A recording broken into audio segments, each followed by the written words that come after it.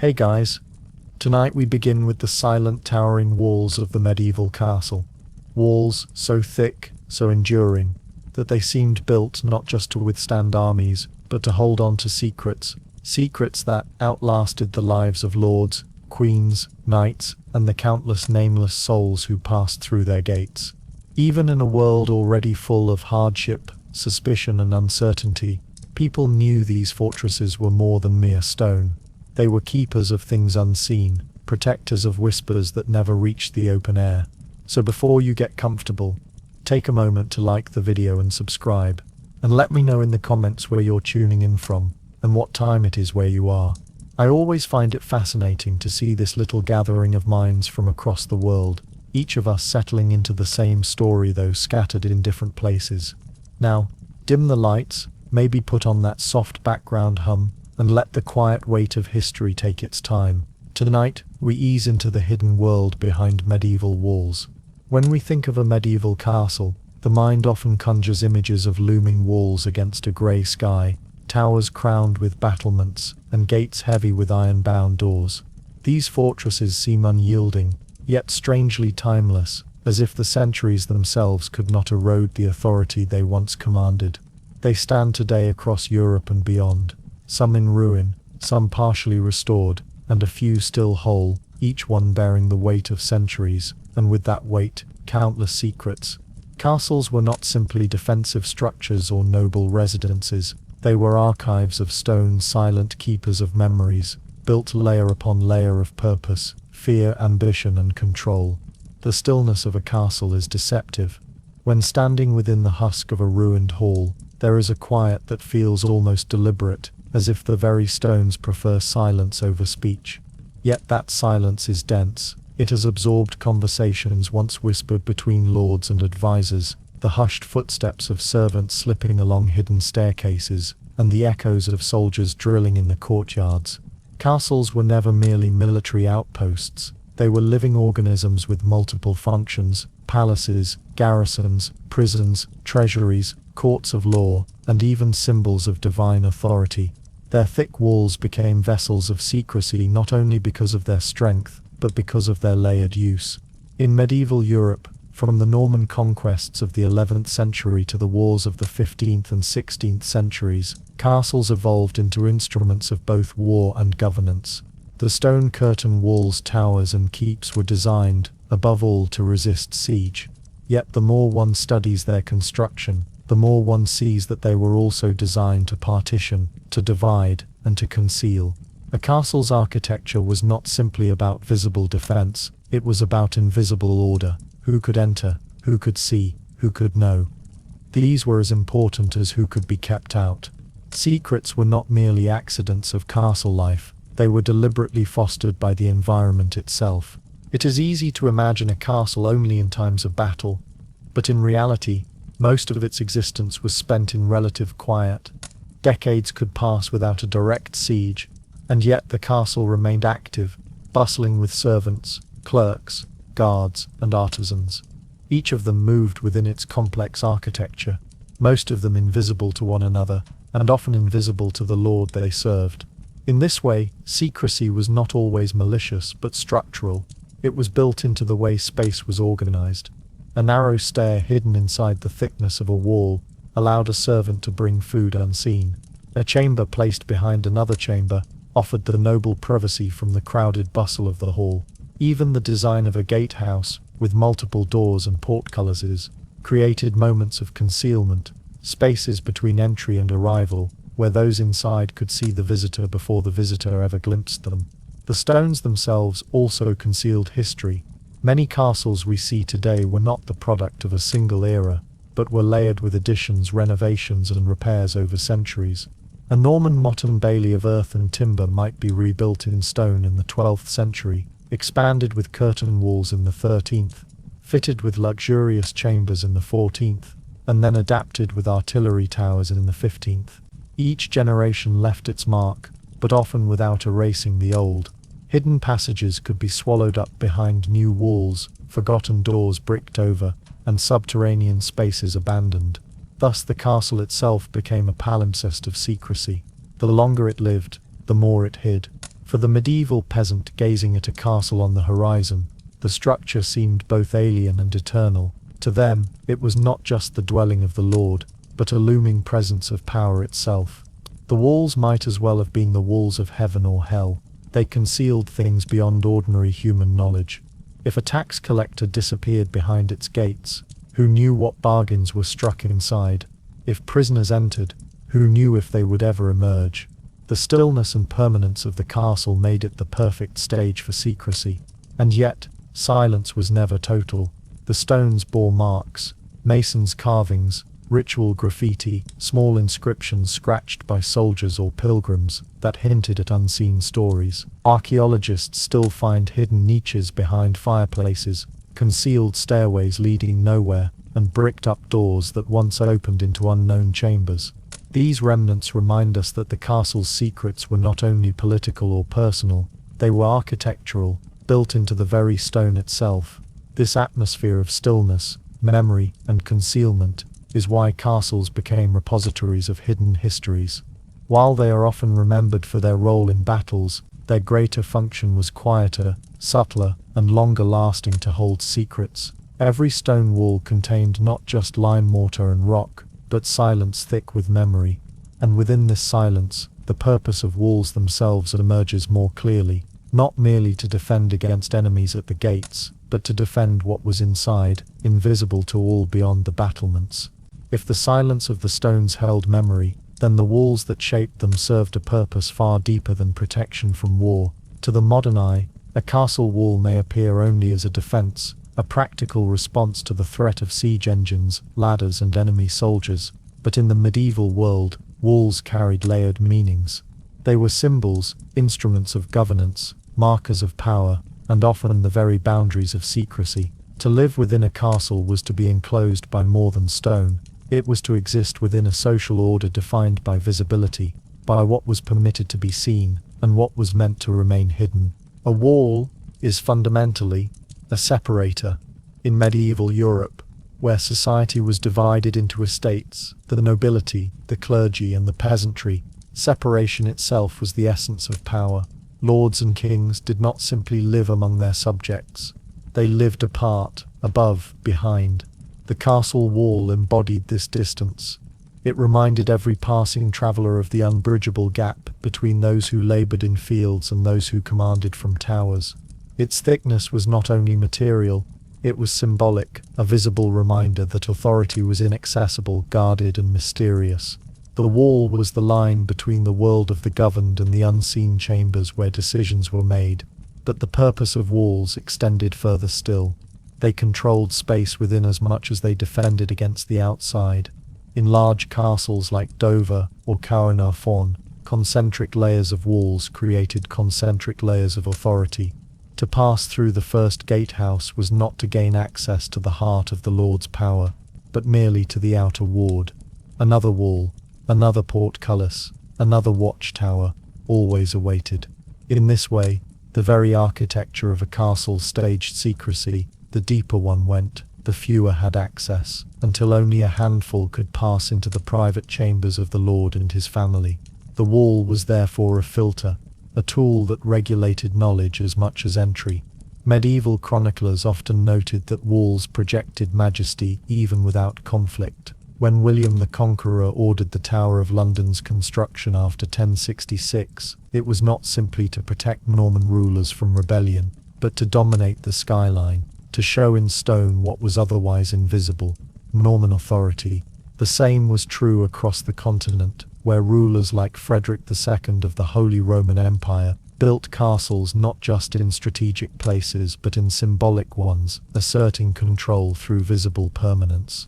Walls, rising in white limestone or grey granite, spoke with a voice louder than words. They said, "Here lies authority, and what happens beyond this threshold is not for all to know." Within these walls, secrecy was cultivated not only through architecture, but through ritual. Courts held within great halls were public spectacles, but the decisions that shaped them were reached elsewhere, behind walls. Council chambers, private chapels, treasury vaults, all these spaces depended upon enclosure.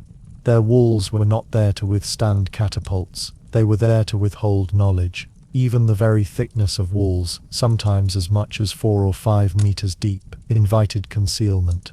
Within them could be hidden staircases, secret rooms, or narrow passageways designed not for armies but for discretion. Walls also divided classes of people within the same household. Servants lived and worked in spaces carefully tucked away, kitchens in separate courtyards, storage beneath halls, small chambers in towers.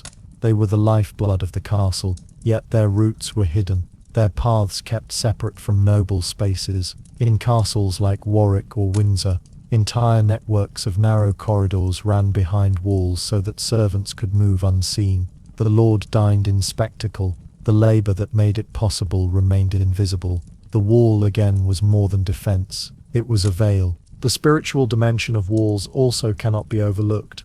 To medieval minds, walls offered not only protection of the body but of the soul. Enclosure was sanctity. Just as monasteries enclosed monks from the world, so castles enclosed their inhabitants from the chaos beyond. In this way, walls were a form of ritual boundary. To cross them was to leave one world and enter another, one infused with hierarchy, silence, and a sense of destiny. Yet for all their symbolism, these walls were practical in ways often overlooked. They were storehouses of memory, not just in their stones, but in their capacity to preserve secrecy. Records of taxation, maps of land holdings, letters of alliance, even evidence of betrayals, all could be hidden within archives, protected by locked doors and heavy masonry. In times when parchment was precious and knowledge was power, the wall was as much a shield for paper as for people. This combination of symbolism, separation, and secrecy made castle walls unique in medieval society. Unlike the open field or the crowded village, the castle was a closed world, one defined by layers of access and layers of silence. The walls may have begun as bulwarks against invaders, but their true function extended into every dimension of life: social, political, spiritual, and private. In the stillness of today's ruins, where ivy clings to crumbling towers and birds nest in narrow slits, it is easy to forget this richness. Yet to medieval people, walls were never neutral. They were reminders of what was withheld, of the decisions taken in unseen chambers, of the lives lived out of view. They were guardians not only of bodies, but of truths too dangerous or delicate to circulate freely. And if walls were meant to symbolize secrecy, then the very methods by which they were constructed carried whispers of hidden craft, stories of masons, of layers concealed, of the knowledge required to bind stone to stone, often leaving behind mysteries that even today remain unsolved. If walls symbolized secrecy and authority, then the act of constructing those walls was itself a secretive endeavor. To most medieval people, the building of a castle was an event that belonged to another world entirely, one marked by mystery, craft, and knowledge far beyond the reach of ordinary peasants. While the sight of men hauling stones, mixing mortar, and shaping wood could be witnessed at a distance, the deeper techniques of design and construction were known only to a small community of masons, architects, and engineers. In the stillness of the finished fortress, the faintest traces of their whispers remain, embedded in the mortar lines, hidden in unused passages, and preserved in the architectural riddles that centuries have yet to solve. Masons in the Middle Ages were not ordinary laborers. They were part of a tradition that guarded knowledge as carefully as lords guarded treasure. To shape stone that could stand for centuries required an understanding of geometry, weight distribution, and the elusive properties of lime mortar. Much of this knowledge was passed down orally, from master to apprentice, within tight-knit guilds or traveling fraternities of builders. Their marks, carved into stones before they were set into walls, still appear today on castle ruins, cryptic symbols that identified which mason had cut the block. At first glance, these masons' marks seem practical, a way to ensure payment, yet they also served as signatures of a craft that was veiled in secrecy, revealing only enough to those who belonged to the brotherhood of builders. Within the walls they raised, deliberate mysteries were often left behind. Castle walls were sometimes astonishingly thick, up to 5 or even 6 meters in certain fortresses. Such bulk was not always solid. Within these masses of stone could be narrow staircases spiraling unseen, chambers tucked away for storage or refuge, and even rooms deliberately hidden to serve as escape routes or places of concealment. In some cases, the original purpose of these hollow spaces is lost to time. leaving modern archaeologists to speculate whether they were meant for defense, secrecy, or ritual. The wall, therefore, was not always what it seemed. Its surface projected strength, but its interior could harbor emptiness, voids where silence gathered. The building process itself was cloaked in logistical complexity that few understood. Stones had to be quarried, sometimes miles away, and transported by carts, barges, or sledges. Each block was cut with precision, often to fit within arches and vaults that required advanced knowledge of angles and forces. The construction of features like ribbed vaults, pointed arches, and concentric walls hinted at an architectural mathematics that peasants and even many nobles could not comprehend. To those outside the craft, it was as if castles rose by a kind of arcane art, a knowledge closer to alchemy than to manual labor. And within this aura of mystery, legends arose. In regions where castles appeared almost overnight, by comparison to the slow rhythm of medieval rural life, stories spread that such walls must have been built by giants, by sorcery, or by pacts with forces unseen. Chroniclers occasionally repeated such tales, not always out of belief, but out of recognition that the construction of these structures inspired awe and fear. The secrets of masons were therefore magnified into supernatural speculation. But not all secrets of construction were matters of imagination. Some were quite real and very deliberate. For example, builders often designed hidden doors known as postern gates, small exits concealed within curtain walls, meant for communication, escape, or the discreet movement of supplies. These doors were narrow, often hidden behind bends in passageways, and difficult to detect from outside. Other secrets lay in murder holes above gateways, invisible from below until boiling water, stones, or arrows might rain down upon intruders. The knowledge of where such features lay was carefully guarded, shared only with those entrusted to defend the fortress. There were also chambers constructed with dual purposes.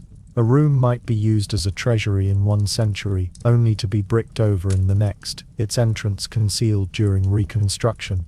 Sometimes these spaces were abandoned deliberately, left to vanish into the expanding mass of walls. In certain castles, archaeologists have uncovered blocked staircases leading nowhere, bricked-in doorways, and voids behind fireplaces.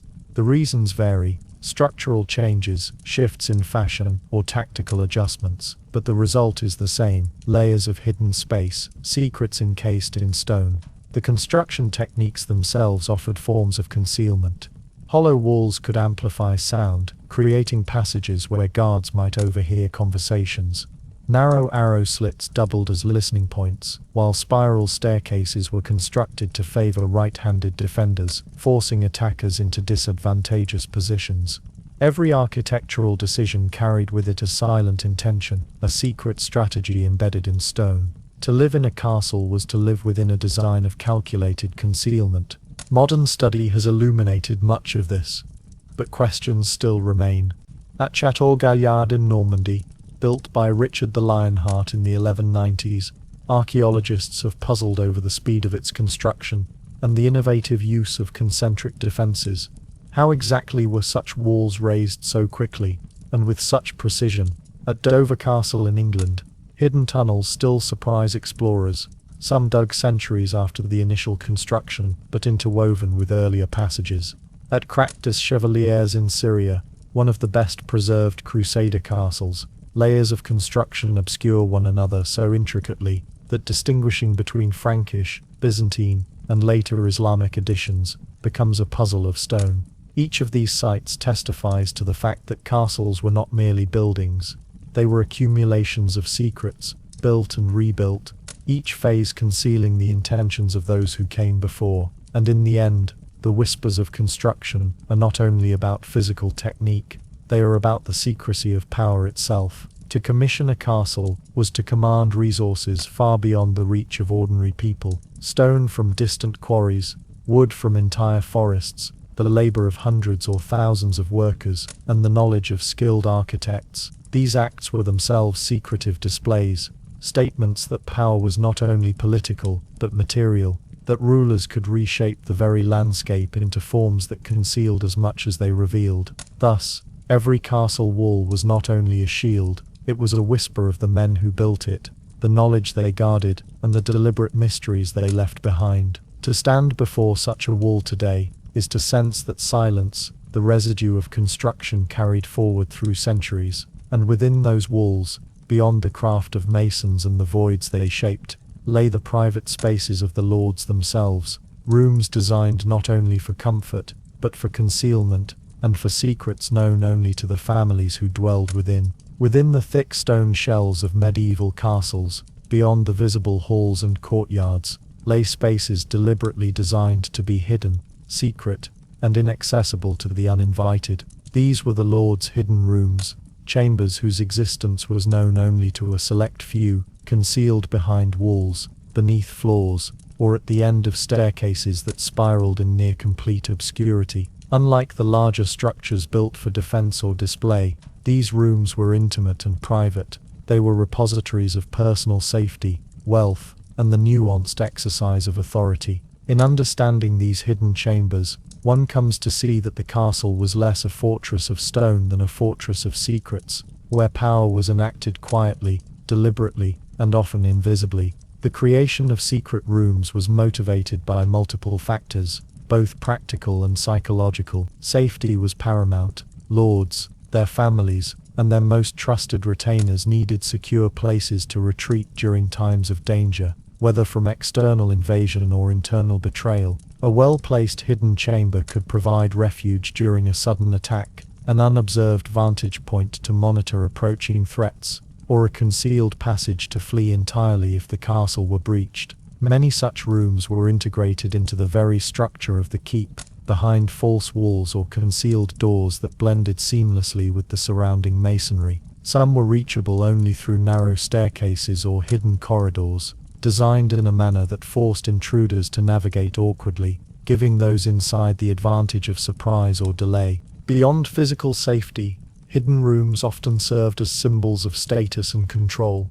A lord who possessed a private chamber, imperceptible to visitors or even to many members of his own household, maintained a layer of authority that was psychological as well as practical. Within these spaces, decisions could be made, strategies could be devised, and communications could be received without exposure to gossip or the judgment of others. Nobles understood that visibility equaled vulnerability. To be seen by the wrong person at the wrong moment could have consequences ranging from the loss of political advantage to mortal danger. Concealed rooms allowed rulers to act within a controlled environment, away from the eyes of subjects, rivals, or spies. The design of these chambers was often highly creative. Some rooms were small and functional, containing just enough space for one or two occupants and a cache of essential supplies. Others were larger, hidden behind layers of walls, accessible via passages that required intimate knowledge of the castle's layout. A famous example is the secret room in the Château de Chinon in France, where King Philip IV of France reputedly used a concealed chamber for private deliberations. In England, many Norman castles included hidden gardobies, small privies that doubled as access points to secret corridors, demonstrating the ingenuity with which ordinary features could be repurposed for concealment. The architectural creativity of these spaces speaks not only to practical necessity, but also to an understanding of psychology, to surprise, to confuse, and to obscure. The concealment of these rooms was often reinforced by a careful manipulation of perception. False doors, hidden hinges, and walls designed to appear solid while housing narrow passageways were standard techniques. In some cases, mirrors, tapestries, or movable furniture served as additional camouflage, turning a chamber invisible to all but those who knew precisely where to look. This blend of structural and optical deception shows that medieval secrecy was sophisticated, involving both engineering and an understanding of human behavior. Nobles were acutely aware that an enemy, or even a curious visitor, could not be fully controlled by force alone. The careful concealment of space was a strategy in itself. Hidden rooms also contained treasures, documents, and relics. Many lords stored letters, legal records, or evidence of property ownership in chambers unknown to most of the household. These rooms were effectively safe deposit boxes in stone, insulated not only from thieves but from prying eyes. In the politically unstable environment of medieval Europe, where alliances shifted quickly and betrayal was ever present, such concealment could mean the difference between maintaining power and losing it entirely. Even ordinary goods were sometimes stored in hidden rooms. Wine, grain, or coin might be kept behind false walls, ensuring that the castle's lord retained control over vital resources in times of scarcity or rebellion. The psychological dimension of hidden rooms extended to personal life as well. Noble women, often constrained by social and domestic expectations, sometimes had private chambers where they could exercise a degree of autonomy, away from servants, visitors, or male relatives. These spaces allowed for privacy in a world that offered very little to women of status, and sometimes included hidden staircases or secret exits to ensure escape or isolation when needed. The interplay between concealment and personal freedom within the castle illustrates how architecture mediated not only public authority but private experience. Interestingly, these chambers were not always permanent features. Some were temporary, created for specific occasions, such as the arrival of a visiting dignitary, the need to hide documents during a politically volatile period, or even to shelter livestock or supplies during sieges. The adaptability of the castle's architecture meant that walls, floors, and staircases could be repurposed, sealed, or reopened according to the needs of the moment. In this sense, the castle was not a static structure, but a living environment, responsive to the changing demands of defense, secrecy, and domestic life. Archaeological discoveries have illuminated many of these hidden spaces, though countless others remain undiscovered. At Stirling Castle in Scotland, for example, renovations revealed bricked-up passages and concealed rooms previously unknown, likely used for both strategic and domestic purposes. At Carcassonne in France, hidden stairways and chambers illustrate the layered approach to security and privacy, demonstrating that even within a seemingly exposed fortress, extensive concealment could be achieved. These examples show that secrecy was not accidental. It was an intentional, integral part of castle design, embedded in the very logic of their construction. The hidden rooms of a castle, then, were far more than architectural curiosities. They were expressions of power, tools of survival, and vessels of personal autonomy. They represent a dimension of medieval life that is often invisible in chronicles and historical narratives, yet they profoundly shaped the experiences of those who lived within the walls. A lord's private room was a stage for decisions that could influence wars, marriages, alliances, and betrayals. It was a place where control could be exercised quietly, and where secrets could be safeguarded through both structure and strategy. In the end, the lord's hidden rooms are emblematic of the castle as a whole, a structure built not only to withstand external threats but to manage what was seen, what was known, and what was kept deliberately out of sight. The very stones of the walls were instruments of concealment, and within them, the lives, ambitions, and anxieties of medieval nobility found shelter. As these spaces were created, maintained, and sometimes abandoned, they contributed to the layers of secrecy and memory that make castles such compelling witnesses of history. Beyond the lord's chambers, the responsibility for enforcing secrecy fell to the castle's inhabitants, especially the guards and trusted servants, who ensured that these private spaces remained inviolate, their existence known to only a chosen few. Beyond the thick walls and secret chambers, beyond the hidden staircases and bricked-over rooms, the life of a castle depended on those charged with upholding its silence. The guardians of these fortresses were not merely defenders in times of battle, they were enforcers of privacy, surveillance, and control. These men, guards, watchmen, and sentries, lived in a delicate balance of visibility and discretion. Their purpose extended far beyond ensuring that intruders could not enter. They maintained the order, secrecy, and sanctity of the spaces that defined the castle's internal world.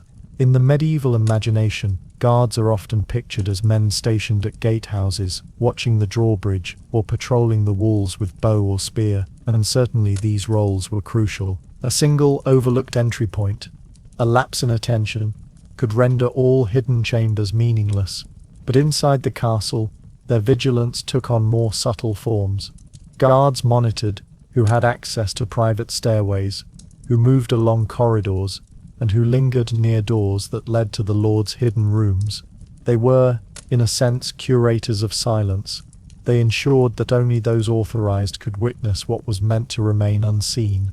Patrolling was both physical and social. Within the walls, the distinction between public and private space was rigorously maintained. Sentries stationed at key points enforced these boundaries, controlling the flow of servants, courtiers, and visitors.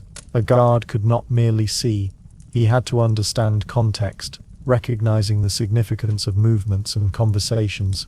A servant carrying a tray, a messenger arriving from a distant estate, or a noble entering a chamber, all these actions had to be observed, assessed, and when necessary, intercepted.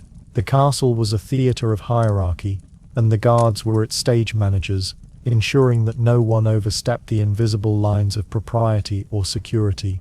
Many castles employed multiple tiers of guardianship. Outer walls were protected by archers and sentries in towers, while inner wards had their own specialized guards, often sworn directly to the lord rather than to the household at large. This separation allowed the innermost spaces, including hidden rooms and private corridors, to remain inaccessible even to most members of the household. Guards in these inner areas were chosen for trustworthiness as much as skill. They knew the location of secret doors, false staircases, and escape passages, and their loyalty ensured that these features could not be compromised. Secrecy in the castle was enforced as much through routine as through observation. Guards maintained schedules of patrols that covered every angle of approach, both inside and out. The timing of these patrols could be adjusted according to events, visitors, or perceived threats. In some cases, guards were responsible for controlling lighting within the castle, extinguishing torches or candles in certain corridors to obscure vision, allowing nobles or messengers to move unseen. The architecture itself often relied on this interplay of shadow and presence. Staircases hidden within walls were more effective when paired with careful management of light and observation. Moreover, the guard's role extended to protecting the castle's intangible assets, information, authority, and privacy. Messages were intercepted, letters delivered under escort, and visitors sometimes delayed or misdirected to prevent accidental exposure to sensitive areas. In times of political tension, guards acted as both shield and censor, filtering not only physical threats but also potential breaches of discretion. In this way, they functioned as an early form of intelligence service, enforcing a strict hierarchy of knowledge within the walls. The psychological aspect of their work cannot be overlooked. The presence of vigilant guardians reinforced the notion that the castle was a controlled environment, a space where even movement was monitored.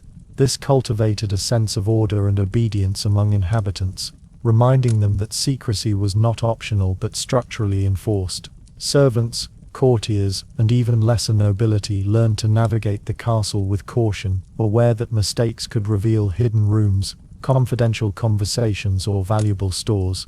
The walls alone were not enough. The human element, the trained, attentive, and disciplined guards completed the system. Guards also played a key role during sieges or emergencies. While the outer defense against attackers is often celebrated in popular imagination, the inner defense, protecting hidden passages, retreat routes, and secure chambers, was equally important. A guard stationed at a secret door could determine whether the lord, his family, or valuables could safely use an escape route, or whether to divert intruders into controlled areas.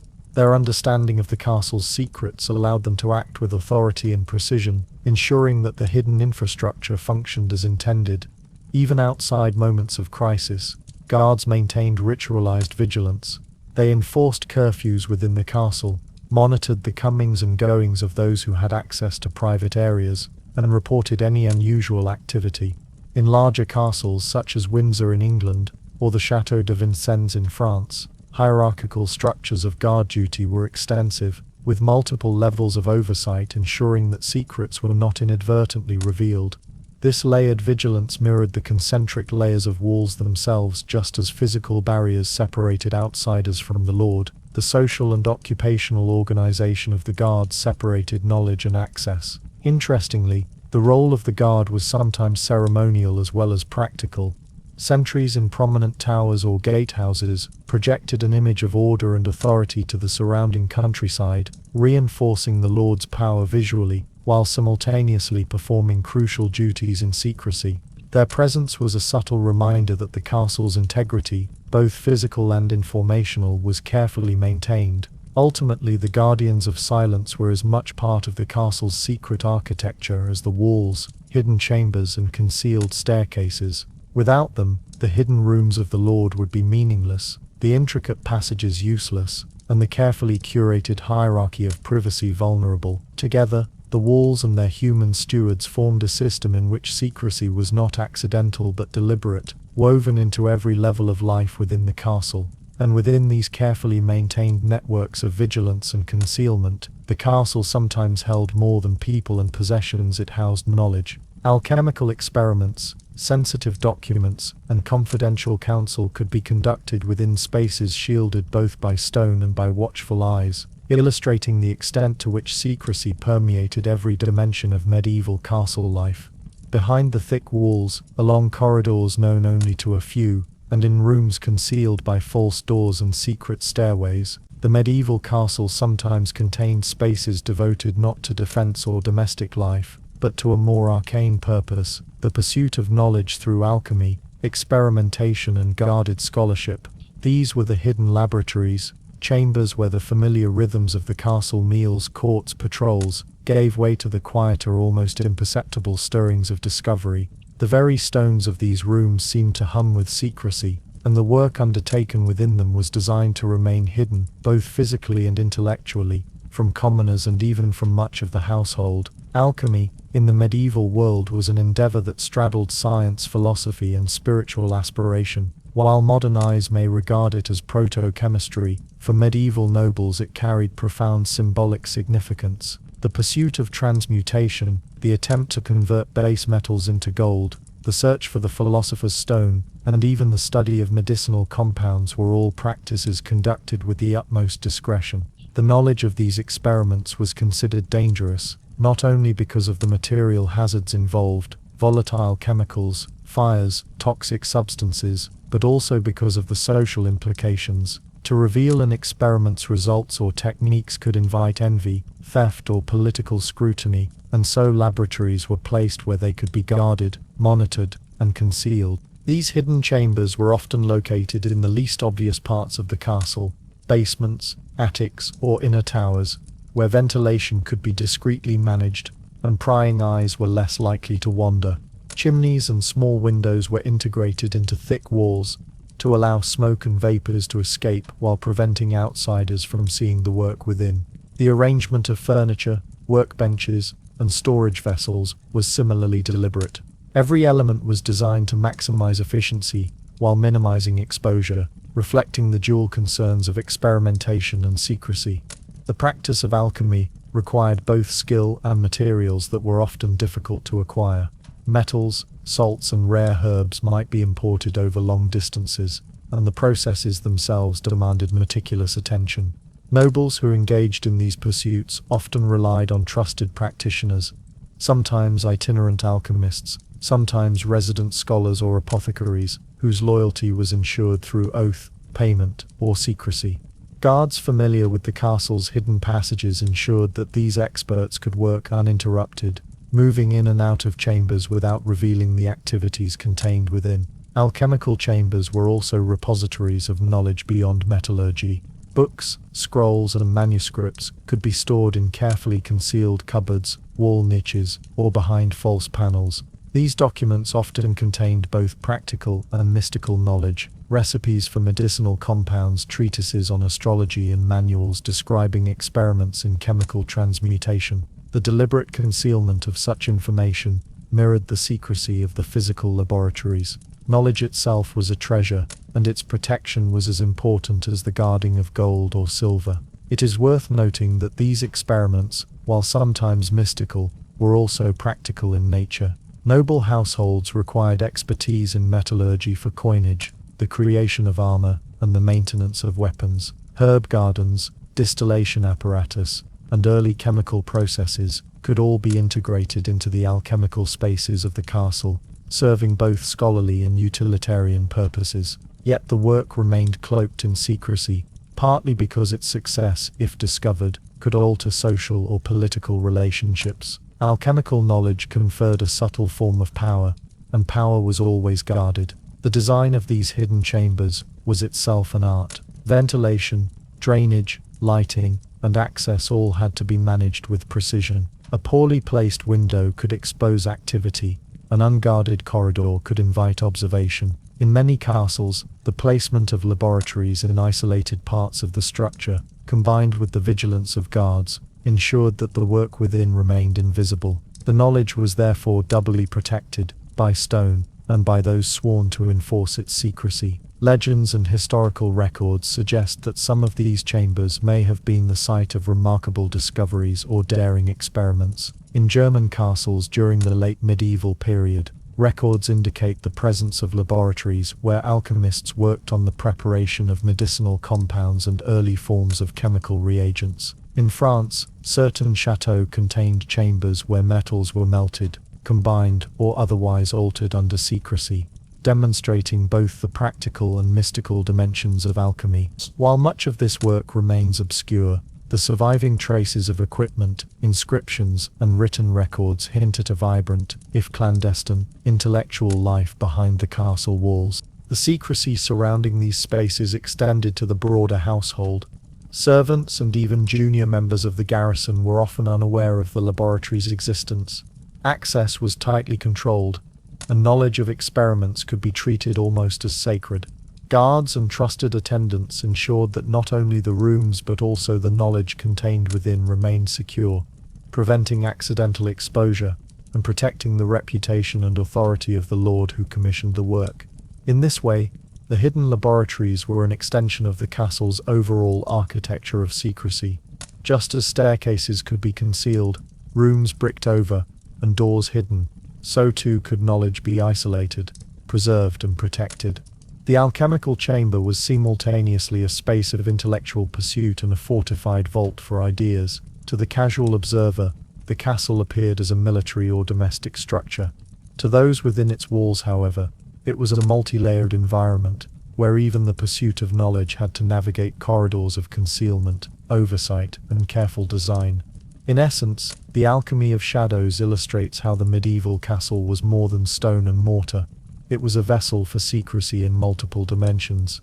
While lords wielded authority over lands, tenants, and armies, they also exerted control over knowledge, shaping both what was seen and what was hidden.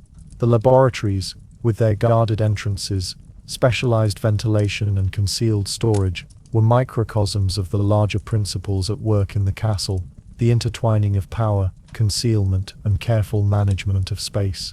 And as the secrets of alchemy thrived in these chambers, they would not exist in isolation. The knowledge they contained, the practices they preserved, and the experiments they protected were all subject to the same human and architectural oversight as the lord's hidden rooms, the guards' vigilance, and the walls themselves, a continuum of secrecy that extended throughout the castle and into the centuries that followed.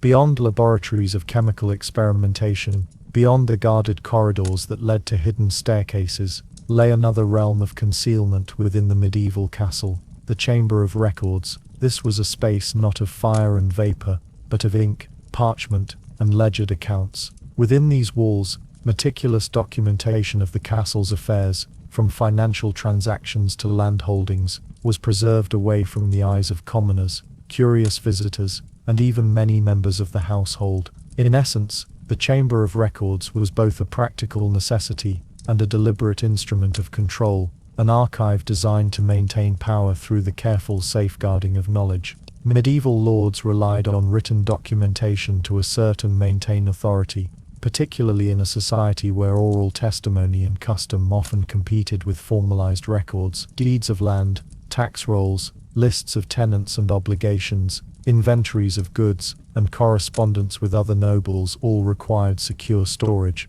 The accuracy and availability of these documents could determine the success of a court case, the legitimacy of an inheritance claim, or the enforceability of a tax assessment. As a result, their concealment was as important as their creation, and the Chamber of Records was designed to be both protective and accessible only to those authorized to consult it. The design of these chambers reflected a dual purpose: preservation and secrecy. Thick stone walls protected parchment and ink from environmental hazards, humidity, temperature fluctuations, and fires, while hidden doors, false walls, and guarded staircases restricted access to trusted officials. In some castles, multiple rooms were layered within the walls themselves, creating a labyrinthine network that ensured only those who knew the precise location of keys, codes, or hinges could gain entry. These architectural decisions illustrate that medieval record-keeping was not a neutral activity, but one deeply intertwined with the politics of secrecy and trust. Access to the chamber was carefully regulated. Often, only the steward, a few clerks, and the lord himself could enter. Stewards in particular played a vital role as custodians of knowledge. They oversaw the creation of ledgers, ensured their accuracy, and monitored their use, acting as intermediaries between the castle's lord and the information contained within the documents. Errors or breaches of confidentiality could have serious consequences, from financial loss to political embarrassment. Guards stationed near the chamber reinforced its exclusivity, ensuring that casual curiosity or deliberate espionage could not compromise the information stored within. The contents of the Chamber of Records were vast and varied. Tax rolls and rental agreements detailed the obligations of tenants and vassals. Inventories listed the goods within the castle: tools, weapons, textiles, and precious metals. Correspondence recorded negotiations, alliances, and disputes with other nobles or with royal authorities. Some documents even preserved the internal politics of the household, records of disputes among servants, allocations of domestic resources, and expenditures for repairs and maintenance. The Chamber of Records was, in effect, the brain of the castle, a repository of institutional memory essential for the lord to maintain both order and authority.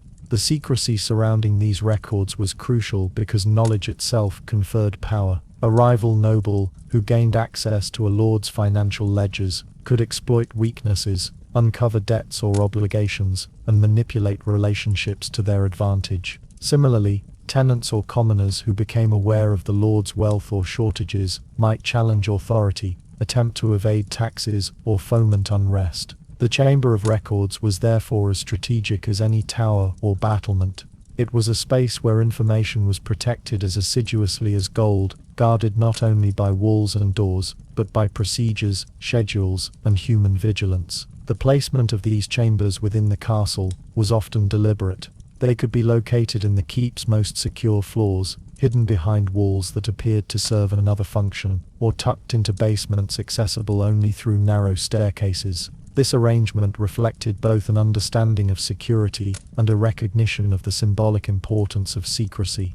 To the casual observer, the castle's outward appearance suggested openness and hospitality within certain bounds, yet in reality, knowledge was tightly compartmentalized, hidden in rooms where every detail of storage and access was calculated to preserve confidentiality. These chambers also served as spaces of continuity in record-keeping across generations. When lords died and their heirs assumed control, the Chamber of Records preserved the knowledge necessary to assert rights and maintain estates. It was, in a sense, a memory of the castle itself, storing the accumulated knowledge of decades, sometimes centuries, of governance, trade, and domestic management. Its contents could verify claims, provide instructions for the operation of the household, and guide the decisions of those who came after. The permanence of records within these protected spaces contributed to the castle's stability, embedding a sense of institutional memory within its walls. Interestingly, the secrecy of these chambers often extended beyond the documents themselves.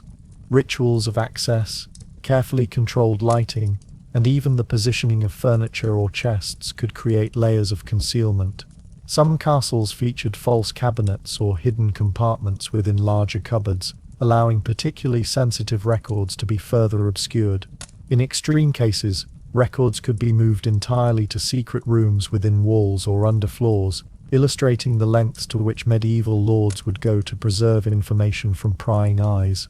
The Chamber of Records, in its own way, mirrored the other secretive aspects of castle life: hidden laboratories, lordly chambers, and guarded corridors.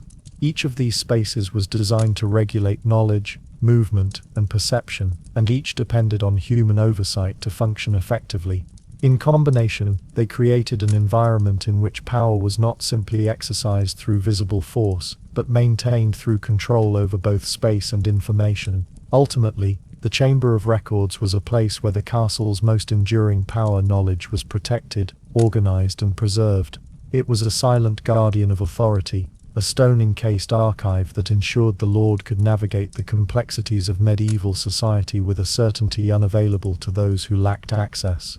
In this, as in all the hidden spaces of the castle, secrecy was both practical and symbolic, a reflection of the broader logic by which medieval lords structured their lives and their estates.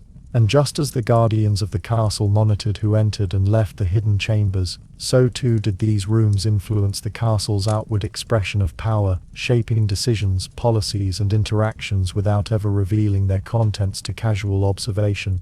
The archives were silent witnesses, preserving not only knowledge, but the very framework of authority that defined the medieval world within these stone walls. Beyond the Lord's chambers, hidden laboratories and meticulously guarded archives, another layer of the medieval castle remained largely invisible to the casual observer: the network of corridors, staircases, and concealed passages used by servants. These routes were the lifeblood of the castle's daily operations, allowing essential work to be carried out without disturbing the Lord, the guests, or the carefully curated silence of private chambers. The paths were narrow, winding, and often deliberately obscured, embodying the same principles of secrecy, control, and spatial hierarchy that defined the castle as a whole. Servants in medieval castles were responsible for an astonishing array of tasks: preparing meals, tending fires, cleaning rooms, carrying messages, and attending to the needs of both family and guests. Yet the visibility of these workers was carefully managed. A servant traversing the main hall during a formal meal could disrupt the impression of order, hierarchy, and control that the Lord wished to project. To prevent such intrusions, castles often incorporated a secondary circulation system, hidden corridors that ran behind walls, beneath floors, or along the less accessible parts of towers. These routes allowed servants to perform their duties efficiently, while remaining largely unseen. The design of these paths was subtle and intricate. Narrow staircases were tucked into corners of the castle, spiraling tightly to minimize space and obscure movement. Low ceilings, irregular turns, and sudden changes in direction ensured that the paths were known only to those required to use them. In many cases, these hidden routes intersected with service rooms, kitchens, pantries, armories, and storage chambers, allowing staff to transport supplies and provisions without entering the main halls or courtyards. The architectural ingenuity behind these routes demonstrates a careful understanding of both function and secrecy, blending practical necessity with the castle's overarching logic of concealment. Access to the servants' paths was controlled through a combination of physical barriers and social norms. Small doors, often disguised to resemble cupboards or recesses, granted entry to hidden corridors. Guards and stewards ensured that only authorized personnel knew the location of these entrances. Apprentices, new staff, or casual visitors were generally restricted to the visible parts of the castle, unaware of the labyrinthine network beneath and behind the walls. In this way, the castle's internal geography reflected its social hierarchy, with visibility and access closely linked to rank, trust, and responsibility. These paths were not merely functional. They were a mechanism for maintaining the castle's carefully cultivated atmosphere. Lords and guests could move through public spaces without witnessing the logistical labor required to sustain the household. Meals, beverages, and messages could be delivered efficiently. Fires tended and rooms cleaned, all while preserving the impression of a self-contained, orderly environment. In this sense, the hidden routes of the servants were as much about perception as they were about convenience. They reinforced the notion that the castle was a world apart, a domain where authority and control extended seamlessly from the visible to the unseen. The physical characteristics of these corridors varied depending on their purpose. Some were cramped, allowing only single-file movement, while others were wider to accommodate carts or large trays of provisions. Certain passages were stone-lined, designed for durability and fire resistance, while others were wooden, more flexible, and easier to modify. The irregularity of dimensions combined with the twists and turns of design often serve to confuse outsiders or intruders who might stumble upon the routes accidentally. In a way, these corridors functioned as a secondary defensive system. By limiting visibility and controlling movement, they maintained order while safeguarding both the servants and the secrets of the castle. Servants' routes also intersected with the castle's more clandestine features. Hidden staircases could connect kitchens to the lord's private chambers, allowing discreet delivery of meals, messages, or personal items. Concealed corridors might lead from storage rooms to armories, enabling swift deployment of supplies in emergencies without exposing strategic information. In some cases, servants could even access escape routes designed for the lord or his family, though such knowledge was tightly regulated. This integration of service paths with secret chambers highlights the multi-layered nature of castle design, where every corridor, stairway, and hidden door served multiple functions simultaneously. The social implications of these hidden paths are also significant. They reinforced a strict separation between the visible hierarchy of the household and the invisible labor that sustained it. Servants moved through the castle largely unnoticed, their presence both essential and discreet. This invisibility allowed the castle to operate smoothly while projecting an image of effortless order and authority.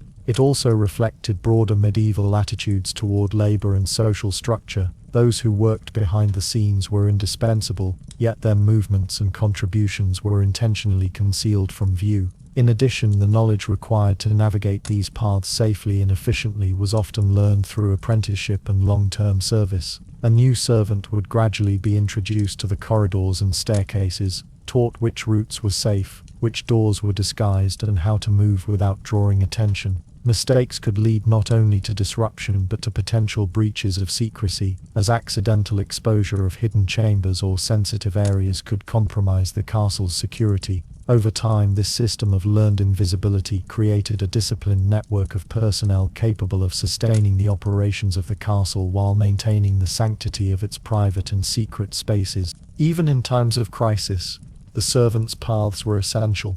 During sieges, they allowed the continued movement of supplies and communication without exposing critical areas to attackers. Fires, repairs, and other emergencies could be managed with minimal disruption to public spaces, demonstrating that these hidden corridors were not merely conveniences but strategic assets. In this sense, the architecture of invisibility served both practical and protective functions, reinforcing the interconnectedness of secrecy, utility, and power.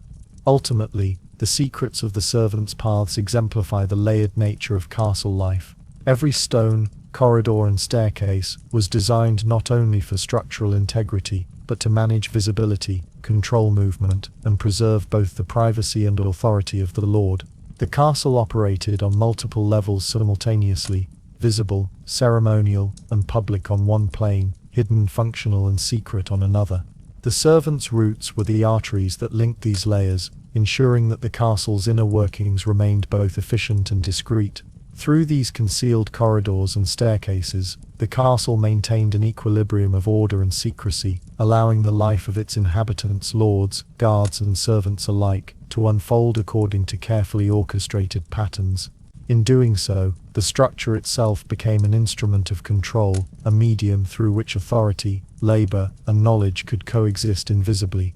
The castle, in all its stone and shadow, was alive with movement and activity, yet much of this life remained deliberately unseen, flowing silently along hidden paths. As the castle's servants moved along hidden corridors, delivering messages and provisions, and as the guardians maintained vigilance over private chambers and archives, the very stones of the castle seemed to participate in the act of listening. The walls themselves became instruments of surveillance, subtle and silent, conveying the whispers of conversations, the shuffling of papers, and the cautious steps of those who thought themselves unobserved. Spy holes, listening posts, and narrow wall slits were among the many architectural devices that carried secrets from one space to another, without ever betraying their presence to the unwary observer. These features were designed with precision, exploiting the properties of sound and the limitations of human perception. Small holes, sometimes barely larger than the width of a finger, were cut into walls near doors or corridors, allowing a guard or trusted servant to overhear conversations taking place in a chamber or hallway. The design ensured that the listener remained invisible, their presence undetectable to those being observed. In some cases, these openings were angled, not straight, so that only someone positioned precisely at the right point could hear anything at all. This subtle manipulation of space and sound was a testament to the medieval understanding of acoustics, applied to the demands of secrecy and control. Listening posts were often located in areas of strategic importance. Near the lord's private chambers, for example, a spy hole could allow a trusted steward or guard to monitor discussions of financial, political, or domestic significance. Near the kitchens, another slit might convey the movement of messages, deliveries, or preparations for meals without exposing the mechanics of service. The placement of these features reflected both functional necessity and an appreciation for discretion. The castle's walls were not merely defensive barriers, but conduits through which knowledge, rumors, and secrets could flow silently and invisibly.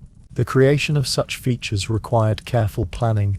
Masons and architects understood that the slits had to be small enough to conceal the observer, yet positioned to maximize auditory perception. Some holes were hidden behind tapestries, furniture, or decorative panels, while others were integrated into the masonry in a manner that rendered them nearly invisible. The ingenuity involved demonstrates that medieval secrecy extended beyond human surveillance to encompass the very materials of construction. Every stone could be arranged to serve multiple purposes: structural integrity, insulation, and the subtle transmission of sound. Spy holes and listening posts were often connected with other secret features of the castle. A narrow slit might align with a hidden corridor or staircase, allowing a guard to monitor both movement and conversation simultaneously. In larger castles, complex systems of these features allowed information to move from one part of the fortress to another with minimal risk of exposure. Even within ceremonial or public spaces, the castle's design ensured that few actions or words escaped unnoticed. The architecture itself became a medium for control, allowing those in authority to maintain oversight without overt intrusion. The use of these features was not limited to security or political purposes. They also played a role in managing social behavior within the castle. Lords, stewards, and guards could gauge the mood of servants, detect potential breaches of protocol, or intervene discreetly before minor issues escalated. The walls became silent arbiters of conduct, ensuring that hierarchy and order were maintained even in the absence of visible supervision. In this way, architectural listening complemented human vigilance, reinforcing the castle's overall system of secrecy and control. The design of spy holes and listening posts also reflected a sophisticated understanding of human psychology. Those being observed were unlikely to anticipate that a seemingly solid wall could carry sound or that a narrow slit could betray their words. This asymmetry of knowledge enhanced the effectiveness of these features. The castle's inhabitants learned, often over time, which areas were safe for private conversation and which might be compromised. In this sense, secrecy was both constructed and learned, embedded in the interplay between space, perception, and social hierarchy. Some castles even incorporated multiple layers of auditory concealment. A conversation in the Lord's chamber might be overheard through a series of small openings, each connected to a different monitoring point. Guards, stewards, or other trusted individuals could position themselves at these points to receive information, relay it, or act on it, all while remaining invisible.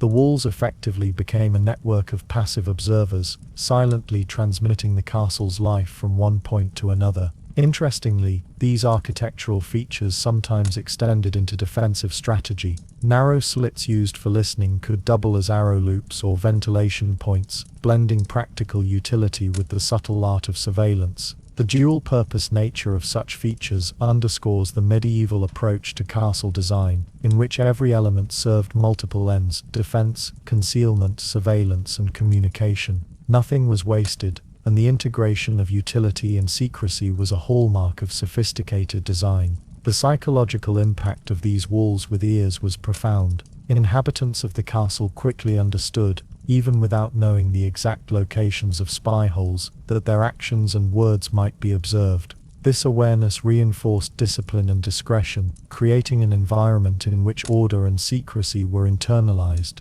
Knowledge, it seemed, could travel along stone and mortar as easily as it could through human agents, weaving a subtle web of control that extended from the highest chamber to the narrowest corridor. Ultimately, the spy holes and listening posts were an extension of the castle's philosophy of concealment.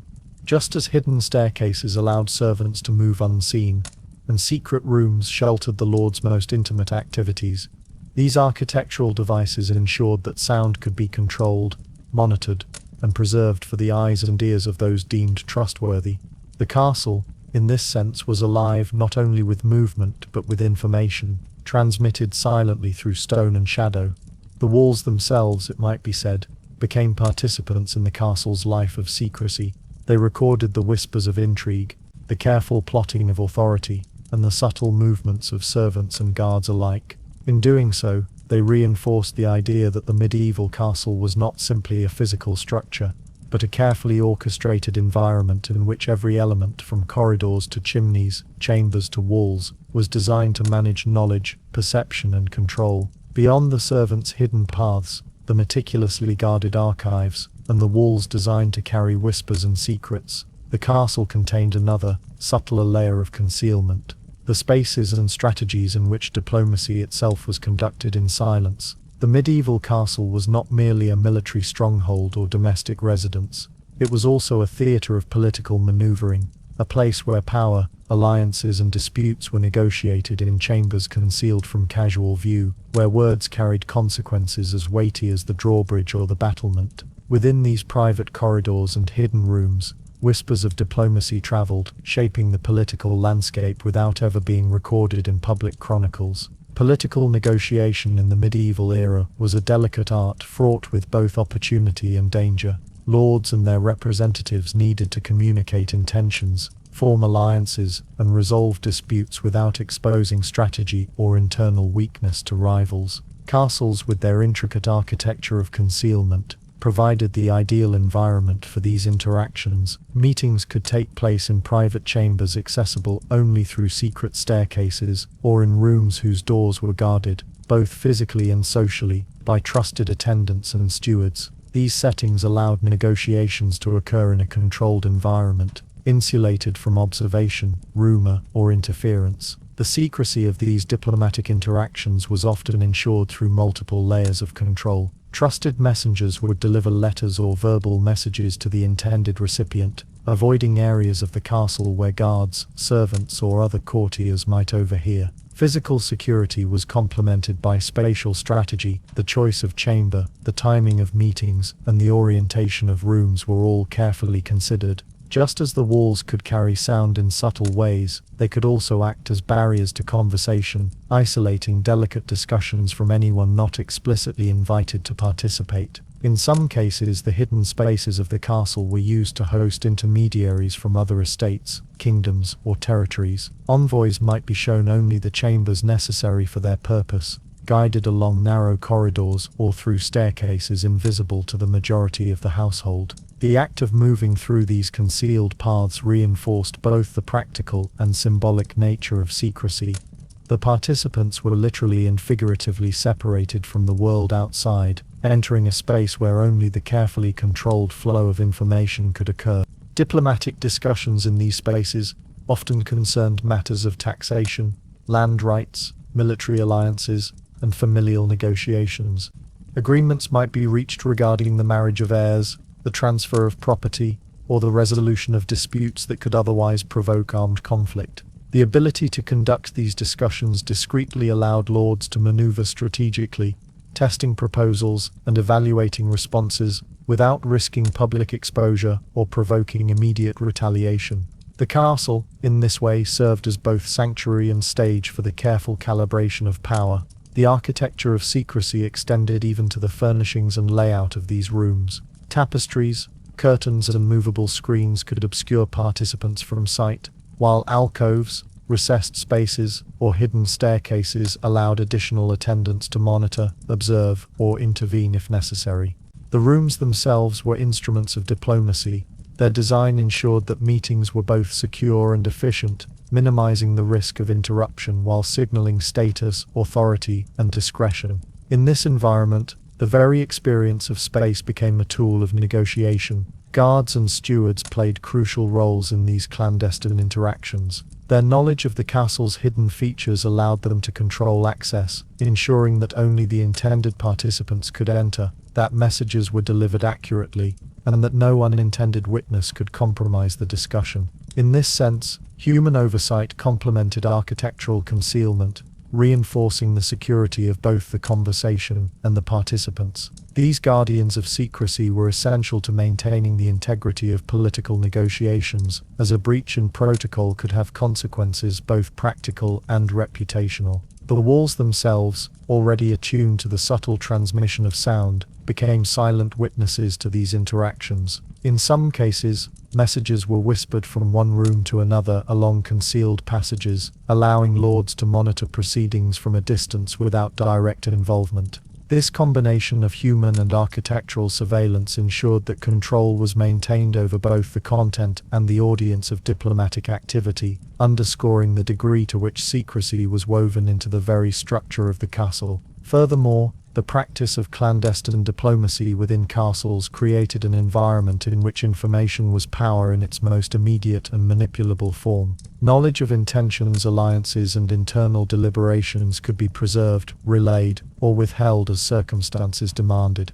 The ability to observe, overhear, or control the flow of this information allowed lords to act strategically, reinforcing the connection between secrecy, architecture, and authority. In essence, castles were instruments not merely of physical defense but of informational and political advantage. Even seemingly minor features of the castle could serve a diplomatic purpose. A hidden panel might conceal a message from prying eyes. A narrow staircase might allow the discreet arrival of an important envoy. A concealed chamber might provide a neutral space for delicate negotiations. These features, combined with careful human management, ensured that the castle functioned as both a fortress and a stage for controlled interaction, a space where diplomacy could unfold in deliberate and protected silence. The presence of these secretive spaces also shaped social behavior within the castle. Courtiers, servants, and minor officials learned to recognize boundaries and to respect the privacy of chambers not meant for them.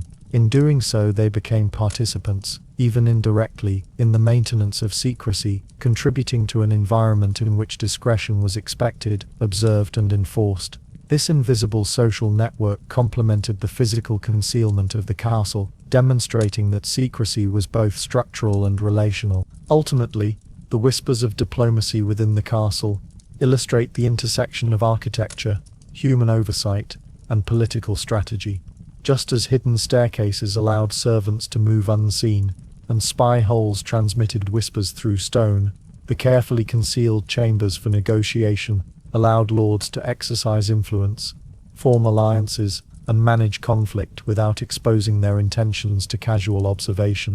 The castle, in this sense, was not merely a building, but a carefully orchestrated system of power, secrecy, and communication, where every wall, passage, and corridor contributed to the complex interplay of authority and discretion. The whispering corridors of diplomacy ensured that, while the castle might appear at first glance to be a space of stone and silence, it was in fact alive with strategic activity. Here power was negotiated quietly, decisions were measured carefully, and knowledge was protected, illustrating the seamless integration of secrecy into both the physical and social fabric of the medieval fortress. Beyond the concealed chambers of diplomacy, the hidden staircases used by servants, and the spy-enabled walls that carried whispers, the medieval castle held spaces of a far darker secrecy, dungeons and oubliettes, designed to confine, silence, and remove from view those who had displeased the lord or violated his authority. These spaces were deliberately hidden, their access tightly controlled, and their purpose as much about psychological dominance as physical restraint. To understand the prison within the castle is to understand another dimension of secrecy, one where power was exercised not through negotiation, observation, or hidden knowledge, but through containment, invisibility, and silence. The architecture of imprisonment within the castle was deliberate. Dungeons were typically located beneath the keep, or in isolated towers, deep within the structure, and often devoid of natural light. Oubliettes, narrow, vertical shafts into which prisoners could be lowered and left, exemplified the extremity of concealment. Both forms of confinement were designed to remove the individual from sight, and in many cases from human contact. Their positioning ensured that those above ground, whether visitors, servants, or even members of the household, might be unaware of the prisoner's presence, emphasizing the Lord's absolute control over life and movement within his domain. These spaces were not merely functional, but symbolic. The act of hiding a prisoner within the castle's depths reinforced the Lord's authority, while also sending an implicit warning: disobedience, rebellion, or offense could result in complete removal from the community, from sunlight, and from the social sphere of the castle. Silence became a form of punishment. The imprisoned were not only physically restrained, but socially and psychologically isolated, creating a condition in which even awareness of one's existence could be erased from the consciousness of those outside the dungeon walls. Access to dungeons and oubliettes was tightly regulated. Guards were the intermediaries between prisoner and world, and their role was to maintain the security and secrecy of the space. Keys, hidden doors, and narrow stairways ensured that the prisoner's movements, or lack thereof, could be entirely controlled. The location of these spaces within the castle also meant that escape was nearly impossible. The prisoner was not only confined, but also surrounded by layers of stone, guarded corridors, and controlled access points, all designed to reinforce the permanence of their invisibility. Conditions within these spaces varied, though they were often deliberately harsh. Limited light, poor ventilation, and minimal provisions created environments that were psychologically taxing as well as physically challenging. In some cases, prisoners were provided basic sustenance, but many experienced prolonged isolation, deprived of meaningful contact, and left to endure the weight of silence. The design of the castle ensured that this silence was absolute. Sounds of the outside world were muffled, and the vertical or concealed nature of oubliettes prevented the prisoner from communicating easily with anyone above or adjacent. The psychological impact of the prison extended beyond the individual. Those who learned of the existence of hidden dungeons, whether guards, servants, or visiting nobles, understood the scope of the Lord's authority and the consequences of defiance. The knowledge that certain areas of the castle were purposefully removed from view, that unseen prisoners could exist in absolute silence, reinforced both fear and discipline. In this way, the castle's secret spaces functioned as instruments of social control, not only through direct punishment, but also through the implied power that such spaces represented. Medieval records indicate that these spaces were sometimes used for both political and criminal purposes. Noble prisoners could be confined for reasons ranging from treason and rebellion to debt or familial disputes. Commoners or lower status individuals might be held for theft, disobedience, or violations of feudal obligations. The common thread in all these uses was concealment. The castle's design ensured that prisoners could be removed from the social and physical awareness of the household, reinforcing hierarchy and authority through both visibility and invisibility. The architecture of these concealed prisons also demonstrates an understanding of both engineering and psychological impact. Vertical shafts of oubliettes prevented escape through gravity, while narrow cells limited movement and discouraged prolonged interaction. Guarded corridors and locked doors ensured that no accidental contact could occur. At the same time, the isolation reinforced the perception of absolute control. Those in the castle's upper floors might never see a prisoner, but could sense their presence, creating an atmosphere in which the boundaries of power and obedience were deeply internalized. In some cases, these secret spaces were used for coercion or interrogation, often conducted in ways intended to maintain discretion. Guards or trusted officials could conduct questioning in relative secrecy, preserving the appearance of stability within the castle while exercising authority in its most direct form. The combination of hidden location, controlled access, and isolation allowed the Lord to manage both the physical and psychological aspects of punishment and negotiation, extending the castle's reach into spaces deliberately removed from public or domestic view. The prisoner's silence also reflects the broader principles of medieval castle design: control over movement, concealment of sensitive activity, and management of information. Just as servants moved invisibly along secret corridors, and just as spies relied on walls to carry whispers, the imprisoned were removed from perception entirely, their presence controlled by stone, secrecy and human oversight. The dungeon and oubliette were extreme manifestations of these same principles, demonstrating how architecture could enforce both authority and invisibility simultaneously. Ultimately, the hidden prisons of the castle illustrate the convergence of space, secrecy, and power. They remind us that castles were not only defensive fortifications or residences, but carefully orchestrated environments in which authority could be exerted quietly, invisibly, and absolutely. Every corridor, chamber, and wall contributed to a system of control in which the visible and invisible were intricately interwoven, and the silence of prisoners became an essential component of the castle's broader architecture of secrecy. Even as diplomacy, archives, and daily operations continued above, the prisoners' silence persisted below, a stark reminder that within the castle, concealment served multiple ends: protection, secrecy, order, and the assertion of absolute power, all embedded within stone shadow and carefully controlled human oversight. Beyond the silent dungeons and the hidden corridors of the castle, there existed spaces devoted not to power or punishment, but to devotion, a quiet layer of secrecy where faith was practiced privately, away from the eyes of servants, visitors, and even some members of the household.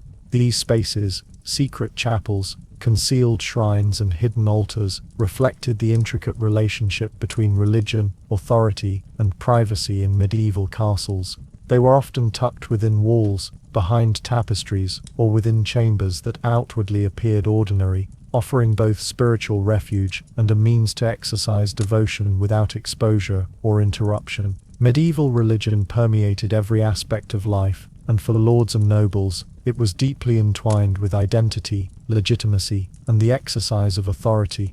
Private spaces of worship allowed them to conduct personal devotions, observe fasts, or perform rituals without the formality or scrutiny of the castle's main chapel or the broader community. In some cases, these hidden spaces were used to practice more esoteric or localized rituals, reflecting both personal piety and the blending of customary practices with Orthodox Christian observance. The concealment of such spaces underscores the dual nature of secrecy in the castle, spiritual as well as administrative, protective as well as symbolic. The construction of secret chapels required careful integration into the castle's architecture. Small rooms could be carved into existing walls, hidden behind paneling, or accessed through narrow staircases and passageways known only to the lord and a trusted attendant. Altars, icons and reliquaries could be arranged in ways that made them functional yet unobtrusive, allowing devotion to occur without drawing attention.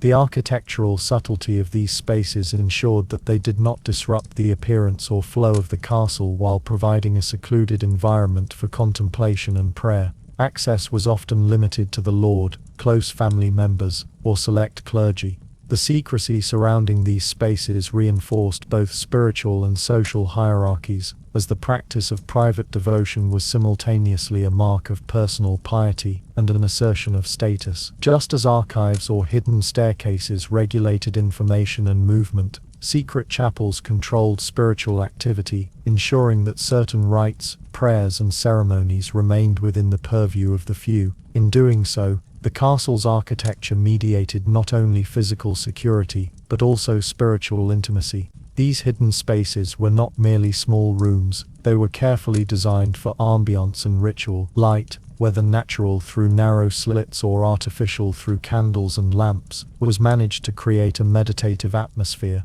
Sound, muffled by stone and strategic placement, allowed for quiet recitation of prayers and hymns. Furnishings were minimal yet functional, focusing attention on sacred objects or altars while maintaining discretion. Even the selection and placement of relics or icons could be influenced by considerations of secrecy, ensuring that objects of devotion were both accessible and protected. The social and psychological dimensions of these secret chapels were profound. They provided solace, allowing the lord or resident noble to reflect, seek guidance, or perform penance without the performance required in larger public worship spaces. The act of retreating into a concealed space reinforced the sense of control, privacy, and intentionality that permeated castle life. Just as hidden corridors facilitated service and secret dungeons enforced punishment, secret chapels allowed private spiritual life to coexist with the public, ceremonial and administrative functions of the castle. Religious secrecy could also serve a political purpose. In periods of political tension, war, or plague, the lord and family might retreat to hidden chapels to continue prayer uninterrupted, signaling both devotion and prudent self-protection. Additionally, the ability to maintain private devotion reinforced the lord's perceived closeness to God, an essential component of legitimacy and moral authority in medieval society. The intertwining of privacy, piety, and power demonstrates that even spiritual life was subject to the principles of concealment and control that governed the castle's broader architecture. The existence of secret chapels also highlights the integration of faith into the physical fabric of the castle. Walls, staircases, and corridors served simultaneously as structural support, conduits for movement, and protective shells for sacred practice. In some instances, these hidden spaces could even be repurposed temporarily for clandestine meetings, sanctuary for those in danger, or storage of religious texts, showing a fluidity of function that was characteristic of the castle's layered design. The maintenance of these hidden spaces required both diligence and discretion. Clergy, or attendants charged with upkeep, were entrusted with knowledge of the locations, objects, and rituals, ensuring that sacred items were treated appropriately while maintaining secrecy. This human dimension reinforced the castle's broader system of trust and hierarchy. Those who knew the secret spaces became custodians not only of physical objects, but also of spiritual practice. Their vigilance preserved both the sanctity of worship and the privacy of those performing it. Ultimately, the hidden chapels and shrines of the castle illustrate that secrecy in medieval architecture was not solely a matter of military or administrative necessity. It was also spiritual, creating environments in which devotion could flourish quietly and without disturbance. Within stone walls, beneath tapestries, and through concealed doors, the medieval lord and his household could engage with the sacred in ways that were private, controlled, and deeply personal.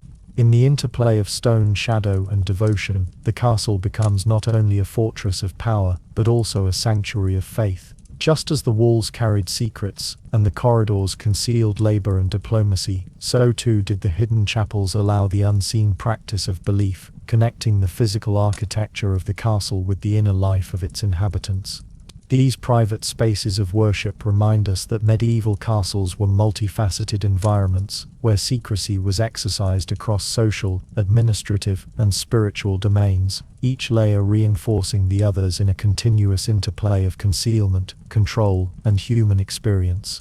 Beyond secret chapels, dungeons, and hidden passages for servants, medieval castles concealed within their stone walls a network of stores and supplies designed to sustain life when the outer world became hostile. These concealed granaries, wells, and storage chambers allowed a castle to withstand prolonged sieges, ensuring that inhabitants could survive months or even years of isolation while remaining largely invisible to invaders or opportunists.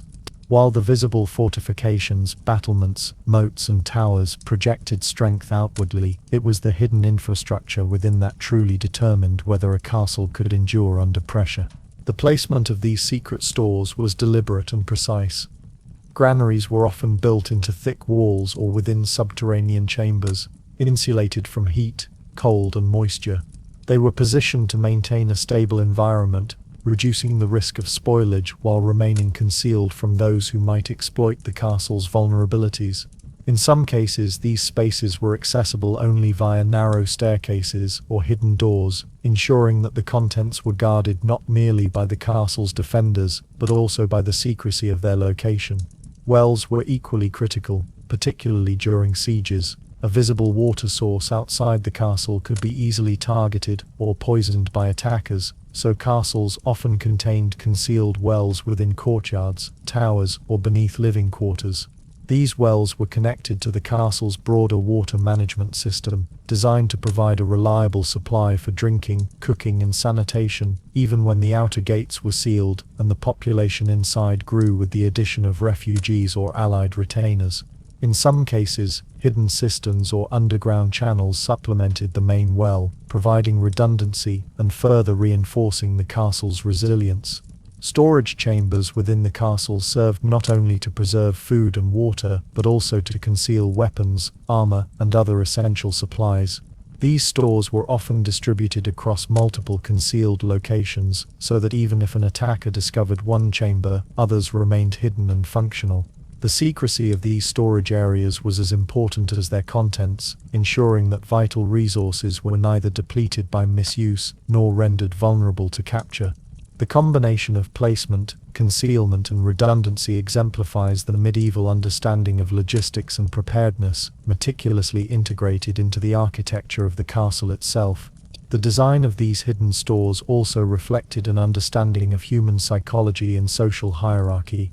Access was tightly controlled, often limited to trusted servants, stewards or guards. Instructions for use were precise, and mismanagement could jeopardize the survival of everyone within.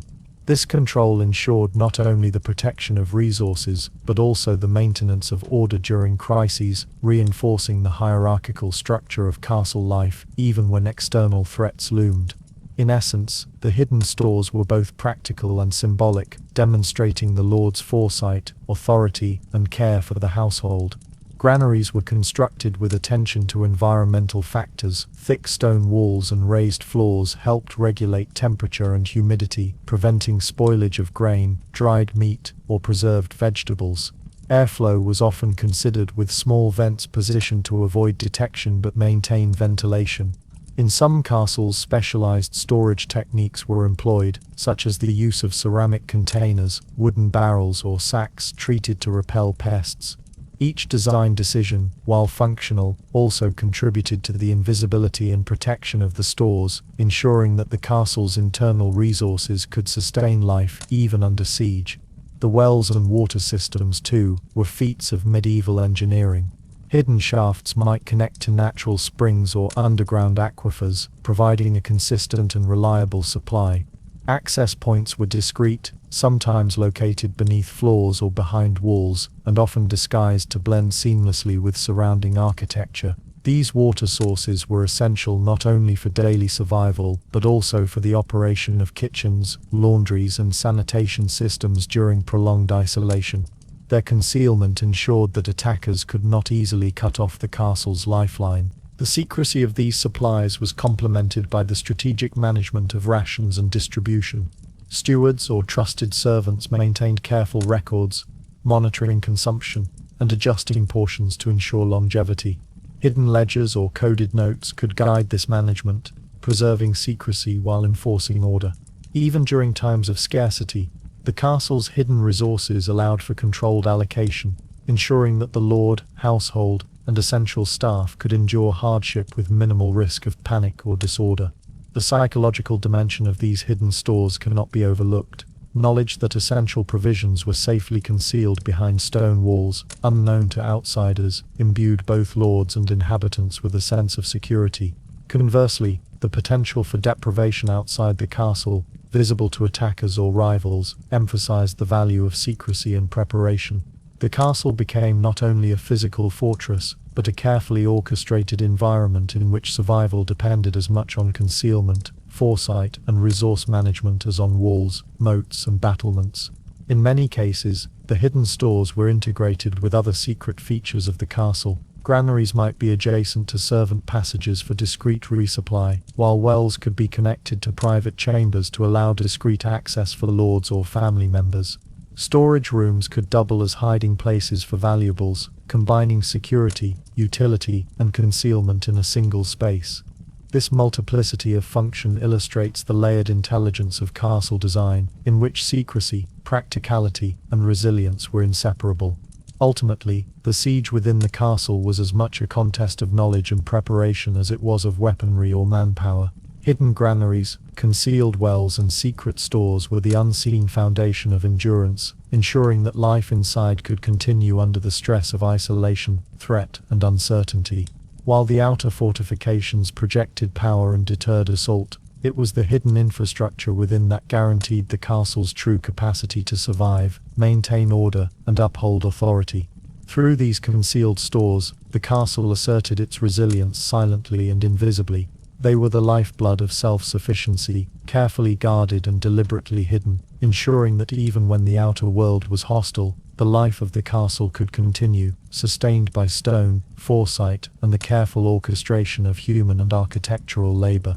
In this sense, survival itself became a secret, embedded in the very walls, floors, and hidden chambers of the fortress. Beneath the carefully concealed stores, hidden granaries and secret wells that sustained a castle during siege, lay another layer of subterranean secrecy, tunnels, postern gates, and underground passages constructed with the dual purpose of escape and strategic movement.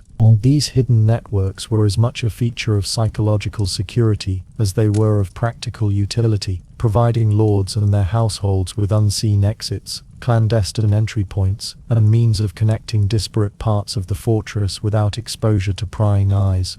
The construction of underground tunnels required meticulous planning, as the stability of the castle above had to be maintained while the integrity of the passages below remained secure.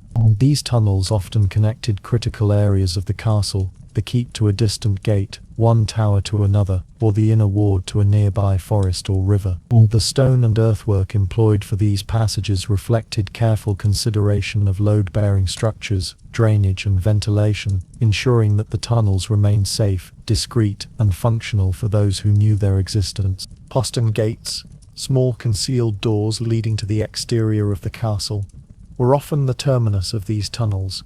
These gates were deliberately designed to be inconspicuous, a mere hinge in a stone wall, a door camouflaged by ivy, or a gate hidden within a rock outcropping. Their purpose was tactical as much as practical. In times of siege or threat, lords, messengers, and trusted retainers could exit the castle unseen, carry messages, or launch sorties, all while maintaining the impression of an impenetrable fortress above ground. The tunnels leading to these posterns were often narrow and winding, preventing accidental discovery and limiting the number of people who could traverse them at one time, reinforcing both safety and secrecy.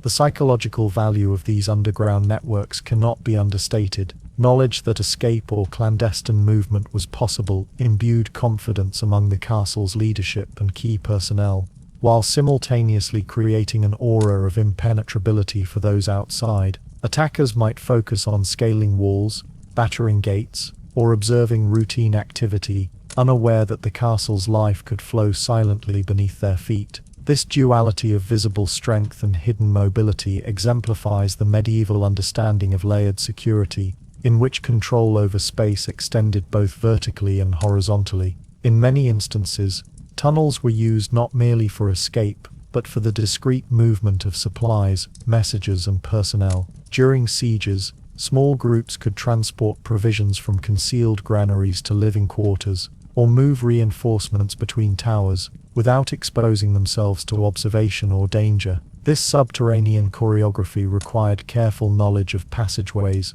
access points, and timing, often taught only to trusted servants or guards. The tunnels, like the hidden staircases and corridors above, became a medium through which the castle's life moved quietly and securely, unseen by outsiders. The integration of tunnels and postern gates also reflects an understanding of the natural landscape surrounding the castle. Engineers would align underground passages with natural slopes, riverbeds, or rock formations, using the terrain to facilitate drainage, camouflage entrances, and reinforce structural integrity. Ventilation shafts were often discreetly incorporated, disguised as chimneys, wells, or other architectural features, allowing airflow to sustain human presence while remaining invisible. In this way, the castle's architecture interacted with the environment in both overt and hidden ways, demonstrating a sophisticated blend of engineering, strategy, and concealment. Escape routes were sometimes extended far beyond the immediate confines of the castle,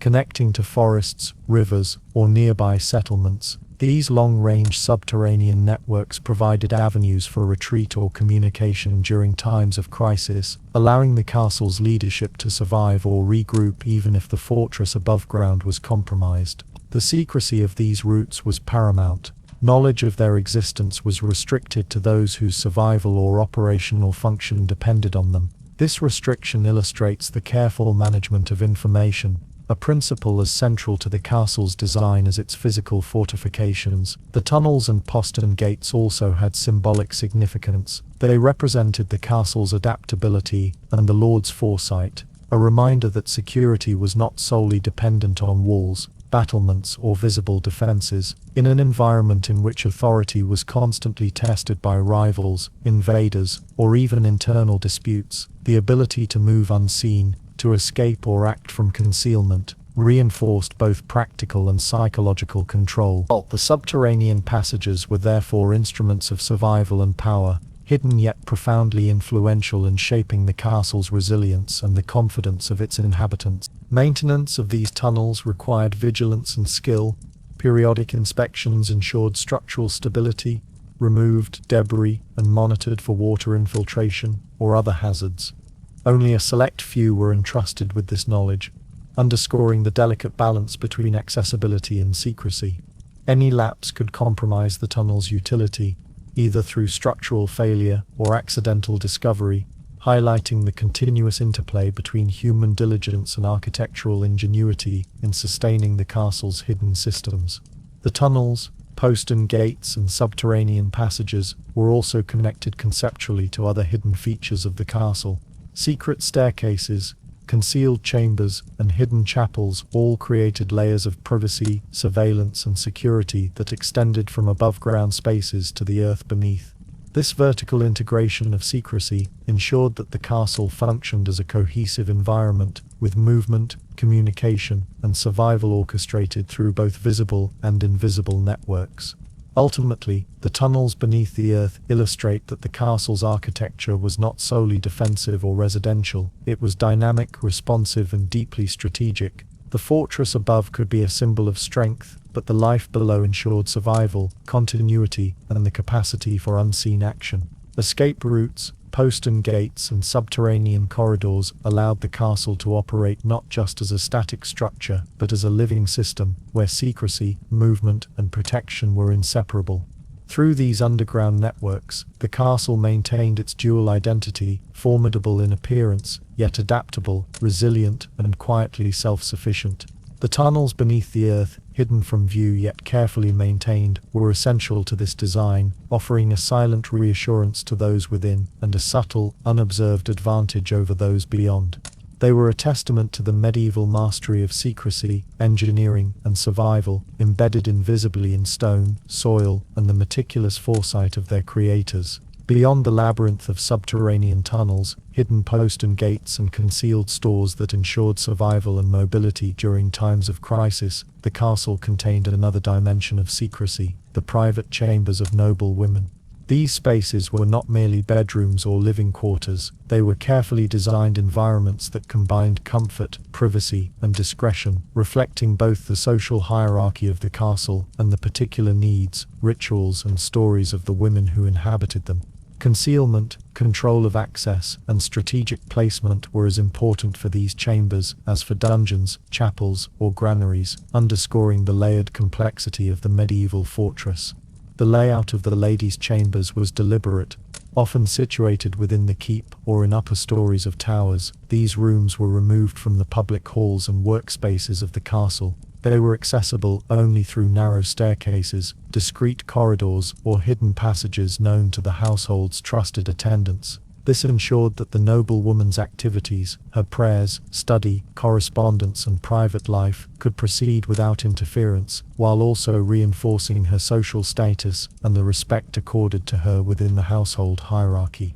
Privacy was not merely a comfort, it was a form of security, an architectural assertion of her autonomy within the controlled environment of the castle. Furnishings and decor were carefully chosen to enhance both functionality and concealment. Tapestries and curtains could shield occupants from view, while built-in alcoves and concealed cabinets provided storage for personal items, letters, or valuables. Some chambers contained small private chapels, allowing devotion to occur without exposure to the household or visitors. In other instances, hidden compartments within wardrobes or furniture allowed noble women to safeguard jewelry, documents or gifts, reflecting the intersection of secrecy, protection, and social expectation. Access to these spaces was carefully controlled.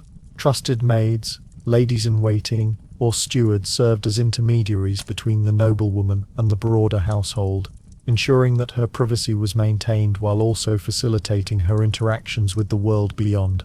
The knowledge of these chambers' locations, entrances, and secret features was typically restricted to a small circle, reinforcing the exclusivity and protection of the space. This control also extended to information, correspondence, visitation, and communication could be managed discreetly, reflecting the broader principle that knowledge within the castle was a commodity to be guarded as carefully as food, water, or weapons. The ladies' chambers were sites of personal and sometimes clandestine activity. Noble women could write letters, manage estates, engage in intellectual pursuits, or participate in religious devotion, often without being observed by men of the household or visitors.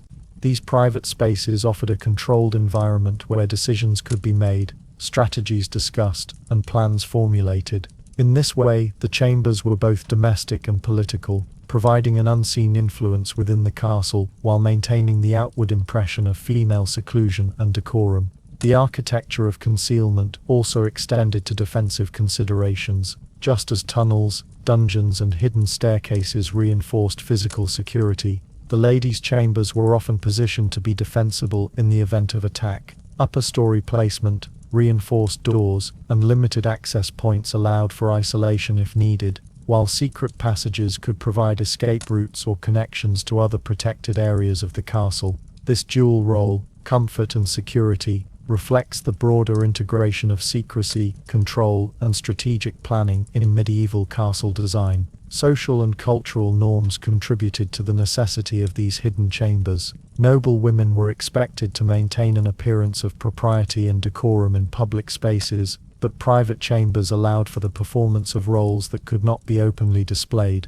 Education, correspondence, and management of family or household affairs occurred in seclusion, enabling women to exercise influence and authority without breaching societal expectations. In essence, these concealed chambers were both a sanctuary and a workshop, shaping the household and reinforcing the family's power from behind closed doors. The concealment of these chambers also allowed for the protection of sensitive knowledge. Letters and records pertaining to marriage negotiations, dowries, inheritance, or alliances could be stored securely, hidden from servants, rival households, or visiting dignitaries. This careful management of information highlights the overlap between domestic privacy, strategic discretion, and social power.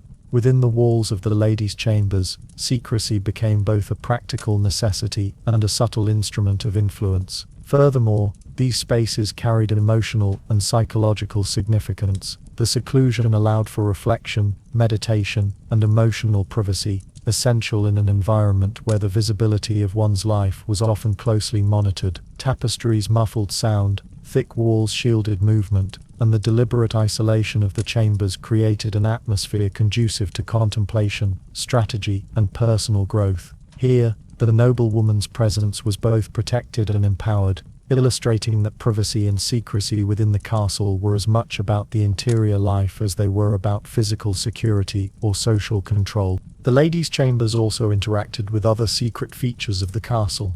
Hidden staircases could connect them to postern gates, secret corridors could link them to chapels or storage rooms, and alcoves could provide discreet observation points.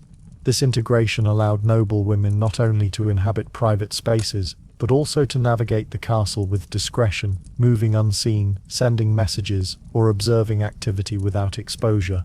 In this sense, the chambers were not isolated, but part of the castle's broader network of hidden mobility, information, and power.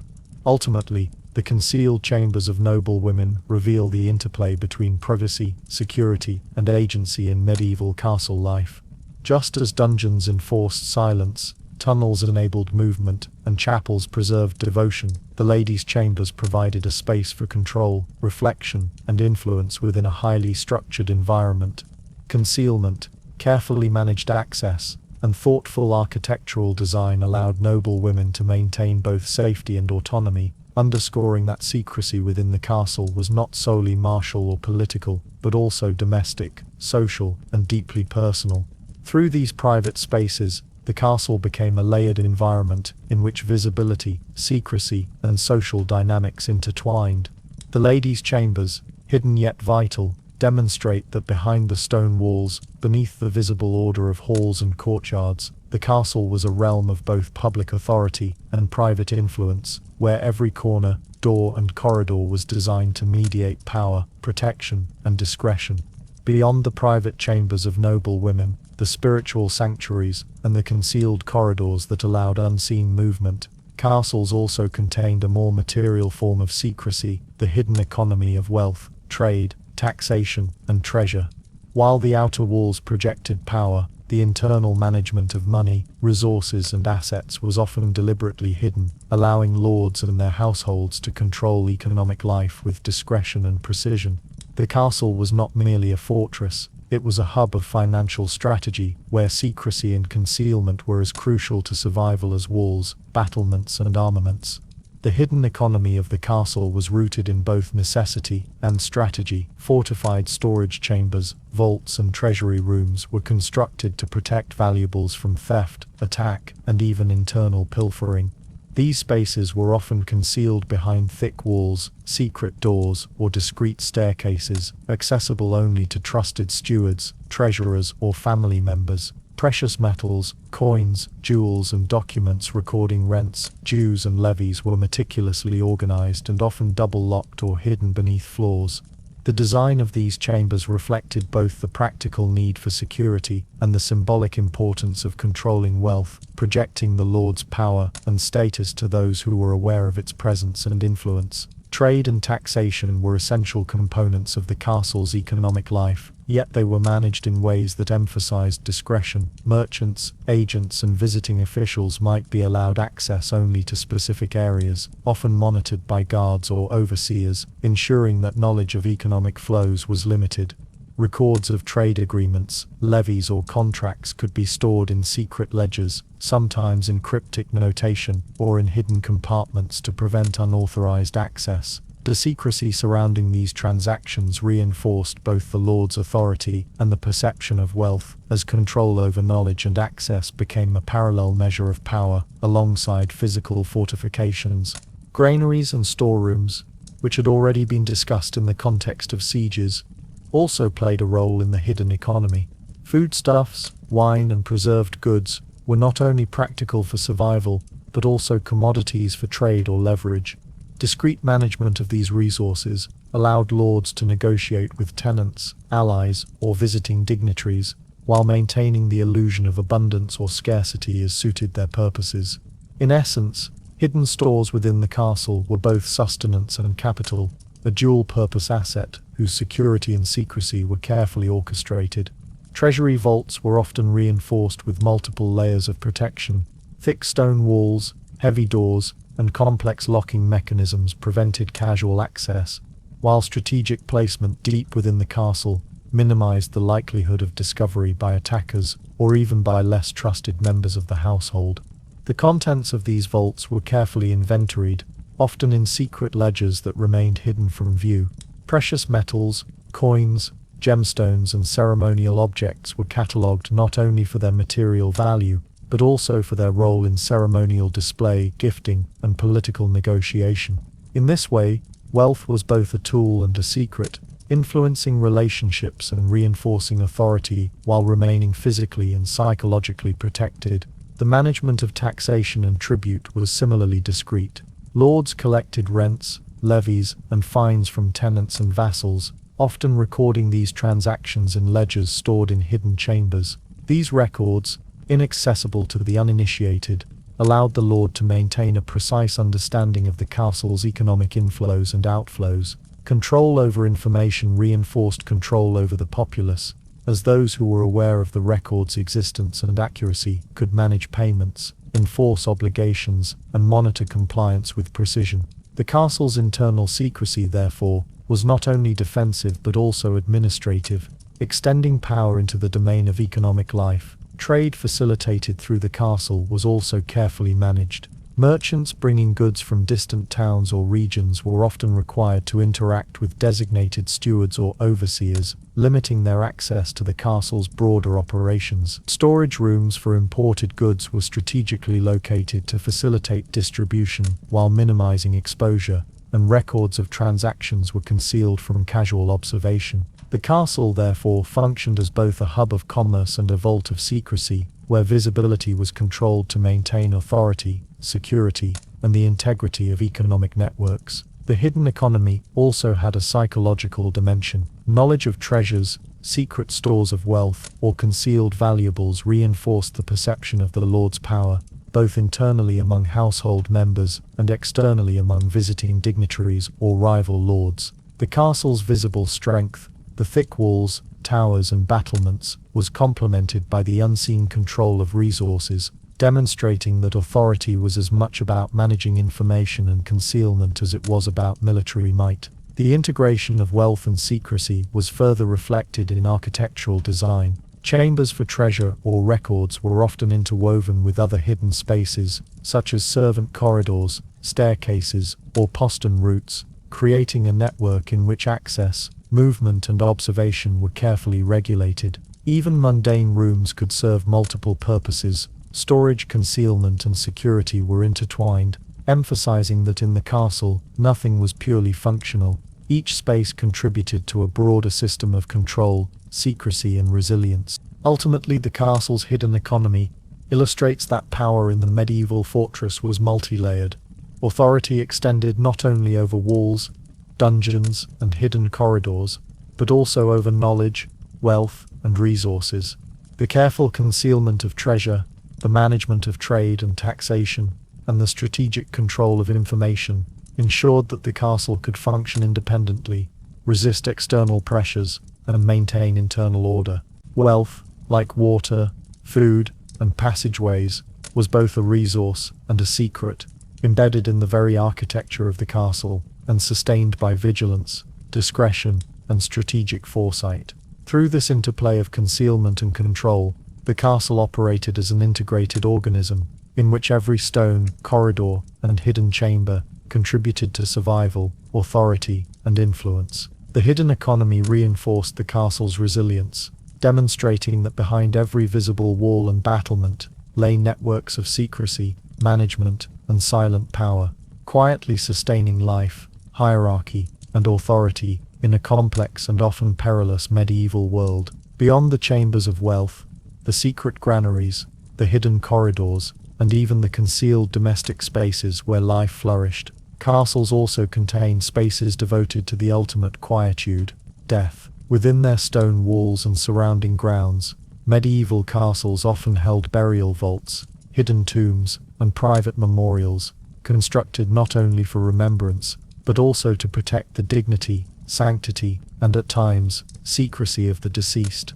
These spaces were layered into the castle's architecture and landscape, reflecting both the spiritual beliefs and social hierarchies of the time, and providing a profound contrast between the bustling, secretive life of the living and the serene, hidden repose of those who had passed. Burial vaults were often integrated into the castle itself, particularly beneath chapels, in towers, or within subterranean crypts. Noble families sought to maintain proximity to sacred spaces, even in death, ensuring that prayers, masses, and devotional practices could be performed privately. These vaults were usually accessible only to the family, trusted clergy, and select attendants, preserving both spiritual privacy and the security of the tombs. Concealment served multiple purposes, protecting the remains and relics from grave robbers, asserting the family's social status, and creating a space where mourning and remembrance could occur away from the gaze of the general household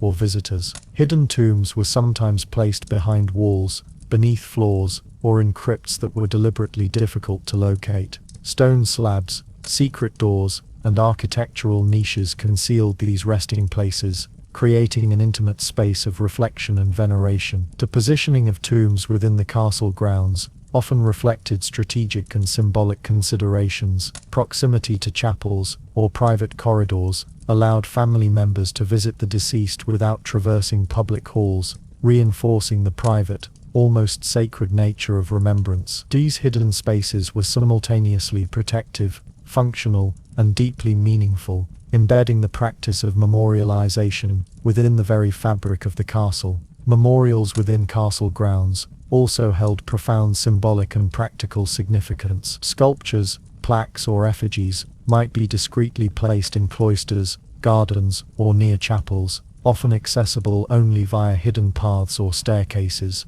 In some instances, these memorials commemorated not only death, but also lineage, reinforcing the continuity of the family and the authority of its living members. Concealment in memorialization, like concealment in wealth or private chambers, reflected an understanding that visibility conferred power, while secrecy protected and sanctified. The secret placement of memorials allowed for the preservation of reverence, without intrusion or disruption. The management of burial vaults and tombs required meticulous care.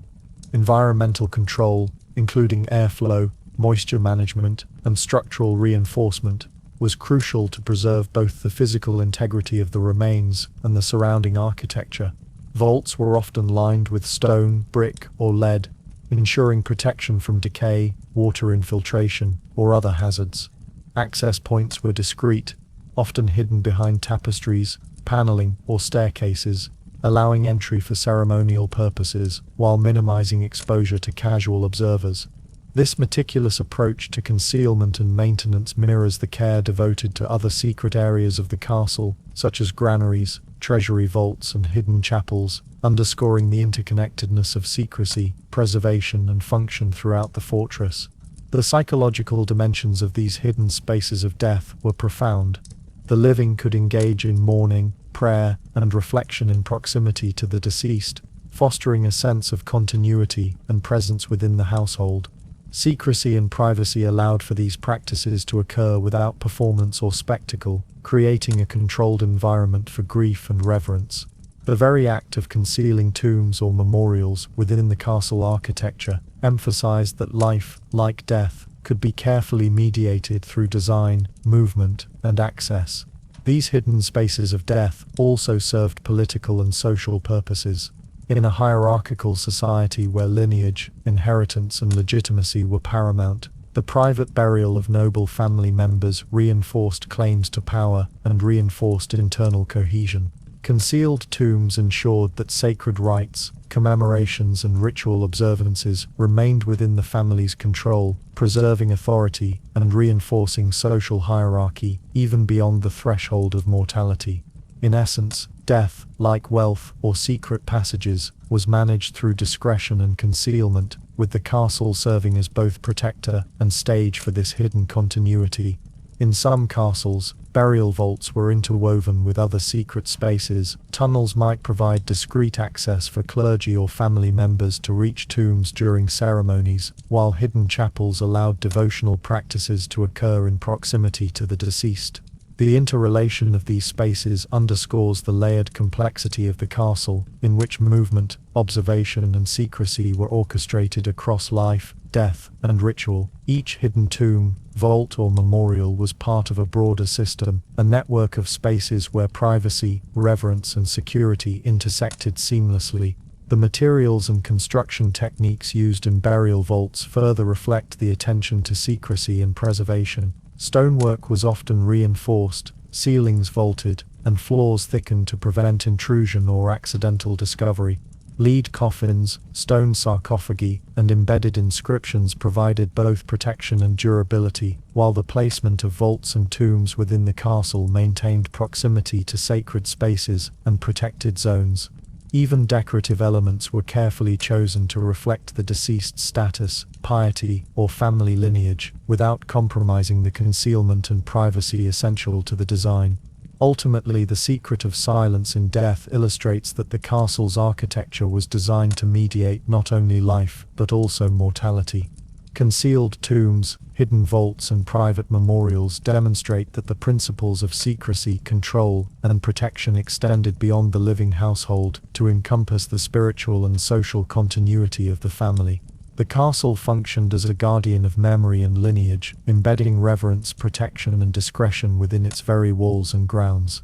Through these hidden spaces of death, the castle embodies a profound layering of human experience, life, devotion, power, survival, and legacy intertwined within stone and earth. The secrecy of burial vaults and tombs ensured that remembrance, ritual, and family continuity were preserved, even when exposed to the uncertainties of the outside world.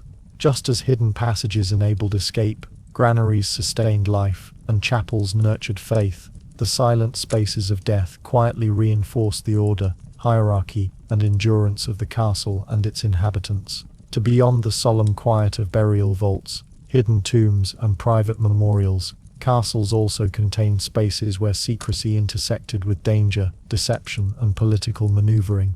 Within these stone walls, the murmurs of treachery could be heard only by those attuned to subtle shifts in behavior, whispered conversations, or clandestine movements along narrow corridors and hidden staircases. Betrayals, assassinations, and conspiracies were not merely the stuff of legend, they were real, carefully orchestrated, and often concealed beneath layers of routine, ceremony, and everyday life. The architectural features of the castle, designed for concealment and control, inadvertently facilitated these murmurings. Secret corridors, hidden doors, and postern gates enabled conspirators to move unseen, carry messages, or observe the routines of those they sought to undermine. Narrow passages that allowed servants to traverse the castle invisibly could equally serve as conduits for whispered plots or concealed meetings. In this way, the very ingenuity that provided security and privacy also created an environment in which treachery could flourish undetected.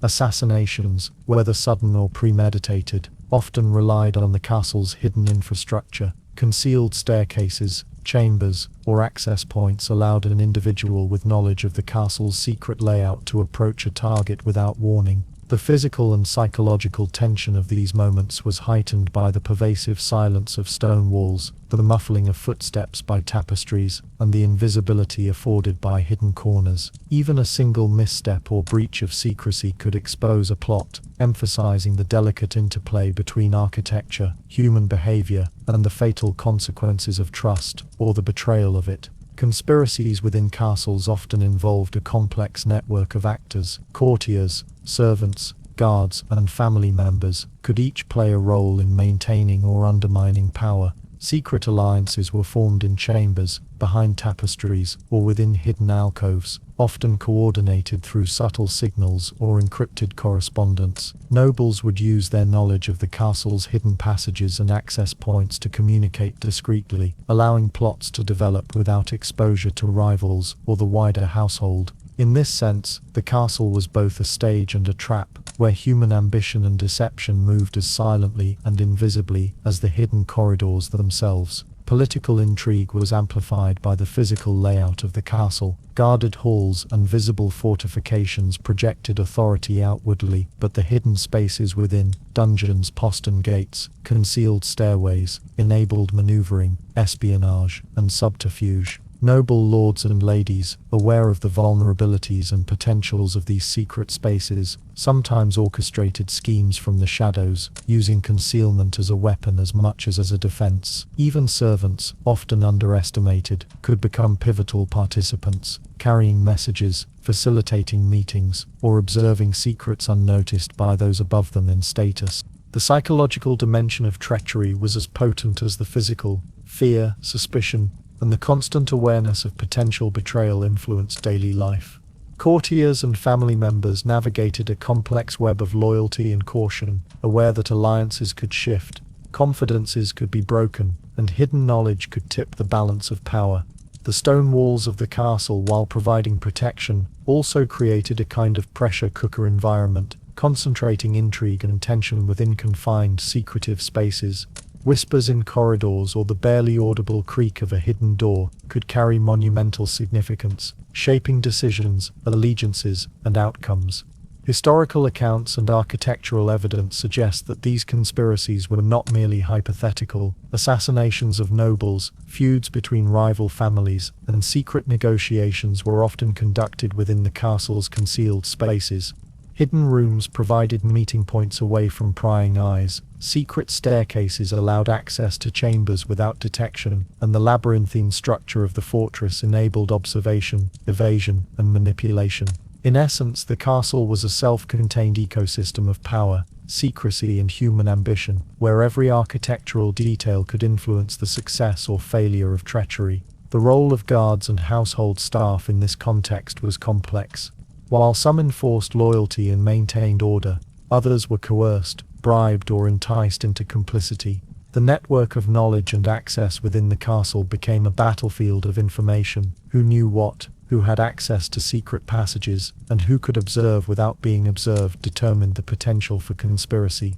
In this way, secrecy was both a shield and a weapon, with the castle's very design enabling hidden influence as much as visible defense. Even routine activities could mask intrigue. Meals in the Great Hall, gatherings for prayer, or ceremonial processions were opportunities to observe, communicate, or coordinate plots. The hidden corridors and chambers allowed conspirators to move unnoticed, create diversions, or gather intelligence, blending the mundane with the clandestine. The architecture of the castle therefore mediated both life and subterfuge, embedding human ambition into the stone, timber, and narrow spaces of the fortress. The murmurs of treachery were also temporally layered.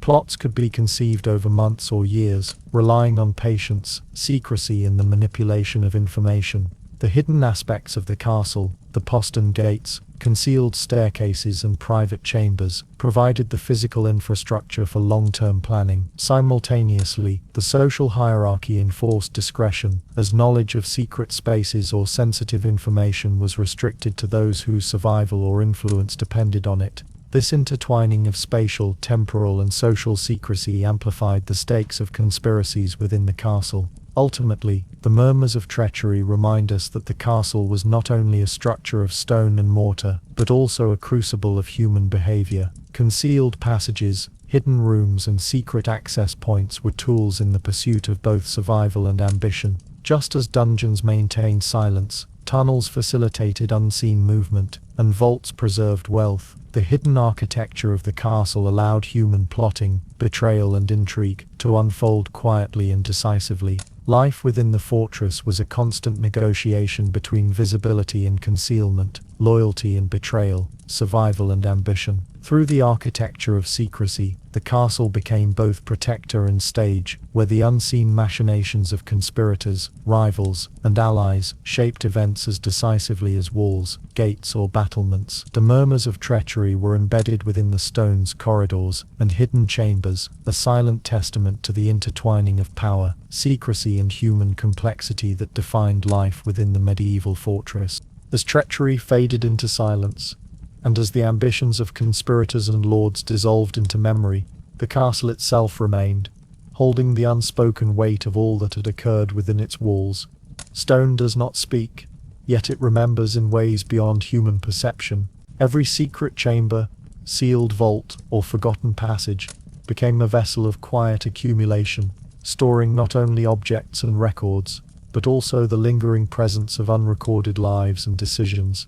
Over time, the castle became less a fortress of activity, and more a monument to silence, its stones bearing the heavy imprint of all that had been deliberately hidden, or inadvertently forgotten. The architecture of castles contributed to this layering of hidden memory. Walls several meters thick could conceal chambers so well that their very existence was lost as generations passed. Corridors bricked up during renovations, staircases closed off, and vaults sealed for security gradually became invisible, their purpose obscured by time. What began as a deliberate act of secrecy became, centuries later, an accidental amnesia. Archaeologists and historians uncovering these spaces often find objects preserved in the stillness, fragments of furniture, manuscripts, or personal belongings untouched for hundreds of years. These remnants testify not only to individual lives, but also to the weight of silence itself, accumulated within stone. Forgotten secrets were not only physical, but but also intangible. Stories of conspiracies, hidden treasures, or clandestine rituals circulated orally, often distorted with each retelling. In time, these became legends, their origins obscured, but their persistence a testament to the castle's enduring role as a vessel of memory. A noble's assassination might, in records, be described in blunt terms, but within the walls the memory of the deed clung invisibly, shaping the way future generations walked the halls, regarded certain chambers, or avoided particular staircases. Silence and memory intertwined, creating a layered atmosphere where the past was never fully gone, only embedded deeper into the structure. This silent weight extended even to natural decay. As castles fell out of active use, their hidden places often became filled with dust, rubble, and growth, concealing not only spaces but the knowledge of their very existence. A granary once vital for survival might be rediscovered as an inexplicable hollow in the wall centuries later. A secret passageway once used for escape might collapse, leaving no evidence but an irregular seam of stone. These forgotten spaces became part of the castle's silent memory, not through use or record but through absence, through their lingering potential to be rediscovered. The accumulation of secrecy shaped the way later inhabitants, visitors, and even restorers perceived the castle. What had once been tools of survival, vaults, tunnels, and concealed chapels, became curiosities, their practical context eroded by time. Yet this very erosion heightened their aura of mystery. A bricked-up doorway was no longer simply an obsolete corridor, but a symbol of the unknowable past. A sealed chamber was not merely abandoned storage, but a potential treasury or crypt.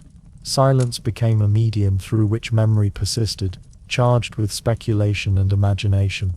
Generations of silence also amplified the symbolic role of castles. They ceased to be purely military structures, and instead became vessels of continuity, embodying not only the visible history of battles, lords, and dynasties, but also the hidden, unspoken layers of human life. Castles housed the private prayers of the faithful, the careful ledgers of treasurers, the secret steps of servants, the whispers of betrayal, and the sorrow of hidden tombs. Each act of concealment contributed to the accumulation of silence, and each generation added its own layer of secrecy, willingly or unknowingly. Even when rediscovered, secrets carried the weight of their concealment. Opening a hidden chamber after centuries was never a neutral act. The air inside might be stale, the objects untouched, the space eerily preserved.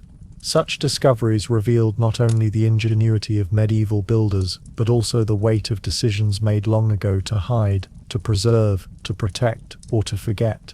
The silence that lingered within these spaces was not emptiness but density, the accumulated weight of years when the chamber lay unseen and unvisited, carrying memory in its stillness. This slow sedimentation of secrecy can be seen as the castle's most enduring characteristic. Unlike walls that crumbled or towers that fell, silence remained. The fortress did not only defend against armies but also preserved its own interior world, resisting time as much as it resisted invaders. Every bricked-up passage, every sealed vault, every story half remembered by descendants added to the castle's hidden archive, one that existed not on parchment but in atmosphere, architecture, and stone. The psychological effect of this weight was profound. Those who lived in or visited castles often described them as places heavy with presence, where the past seemed almost tangible.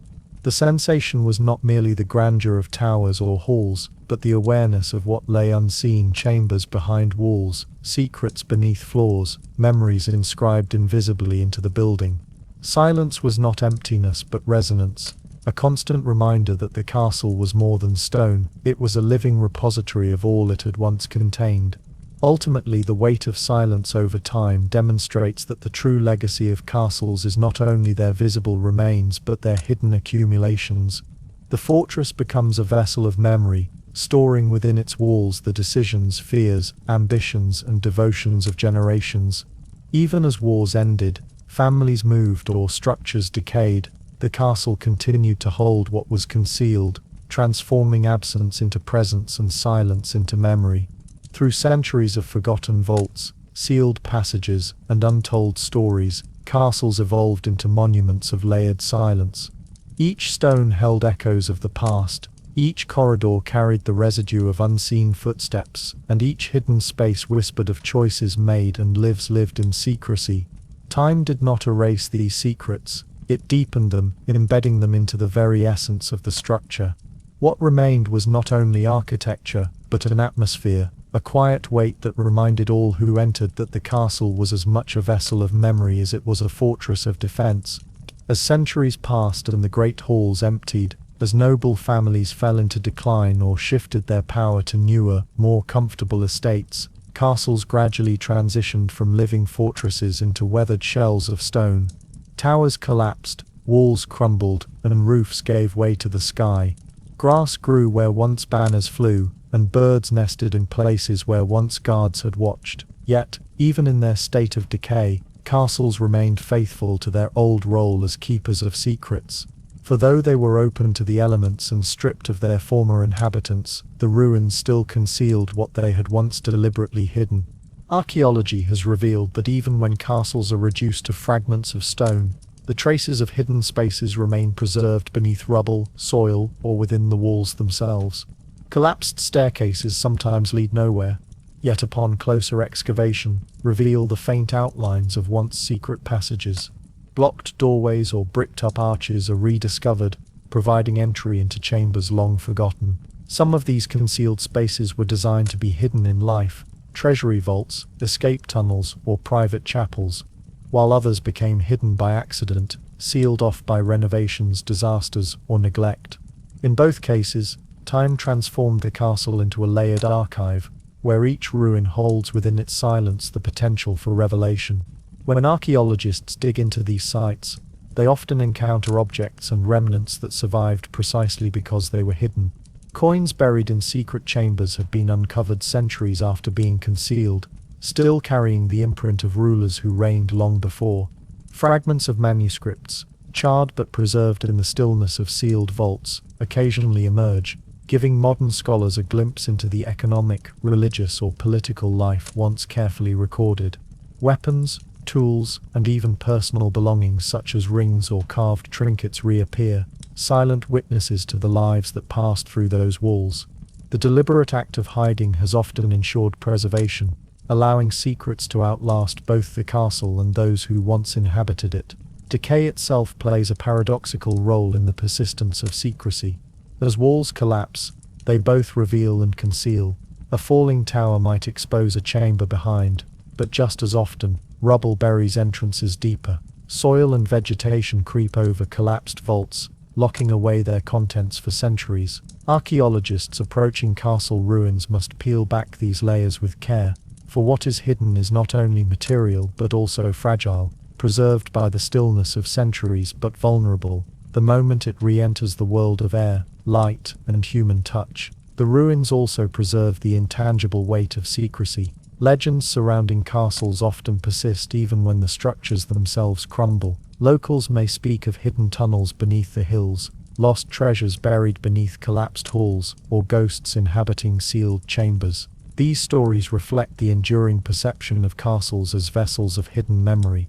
In truth, many of these legends have roots in reality. Tunnels do exist, vaults have been uncovered, and treasures have indeed been found beneath ruined stone. Yet, even when untrue, such stories testify to the human recognition that castles were built not only for war and residence, but also as structures of concealment. Excavations of ruined castles across Europe illustrate this vividly.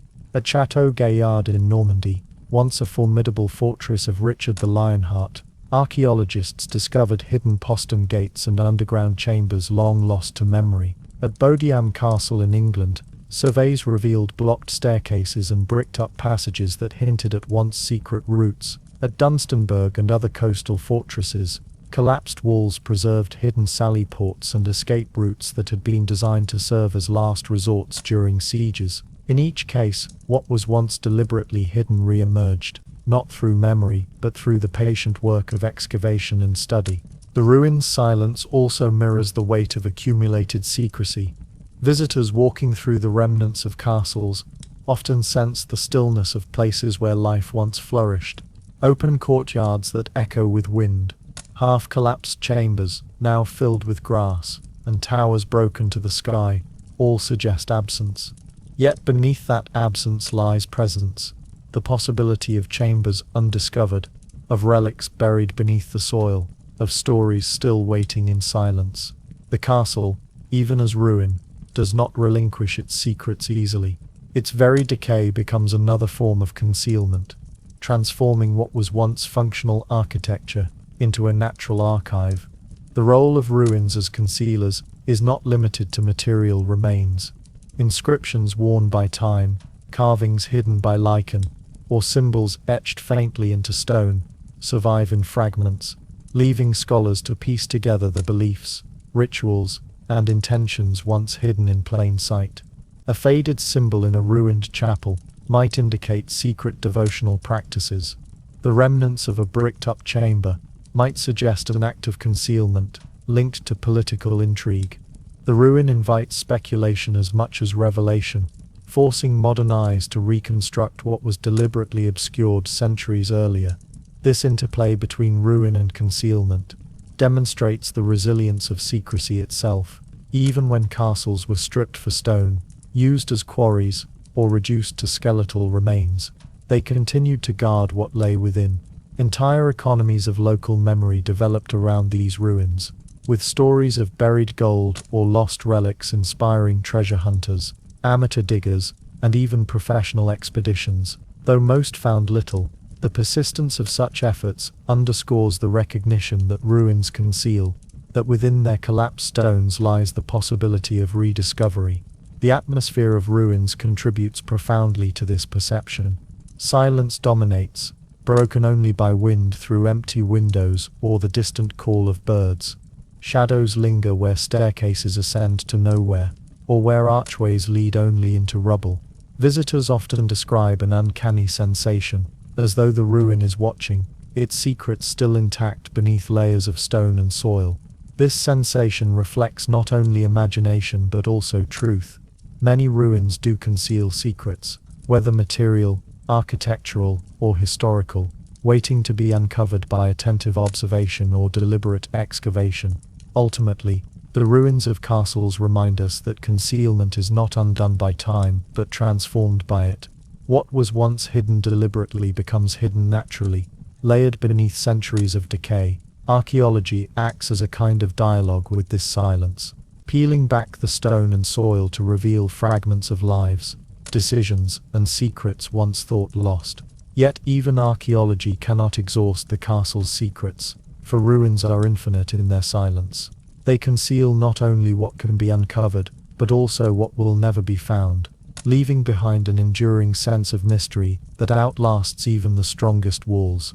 Through their ruins, castles continue to perform their ancient role, guarding, concealing, and shaping human imagination. What was once deliberate secrecy has become accidental preservation, and what is revealed is only a fraction of what still lies hidden. In this way, the ruined fortress remains a living archive of both memory and silence, embodying the persistence of secrecy even in decay. In the end, when one looks at the sweep of centuries that have passed since the first medieval castles were raised upon their hills and shores, one comes to understand that their deepest purpose was not only to defend, to dominate, or to shelter. It was also to hold silence, to hold memory, to hold the countless small and vast secrets of the lives that pressed themselves against the stone.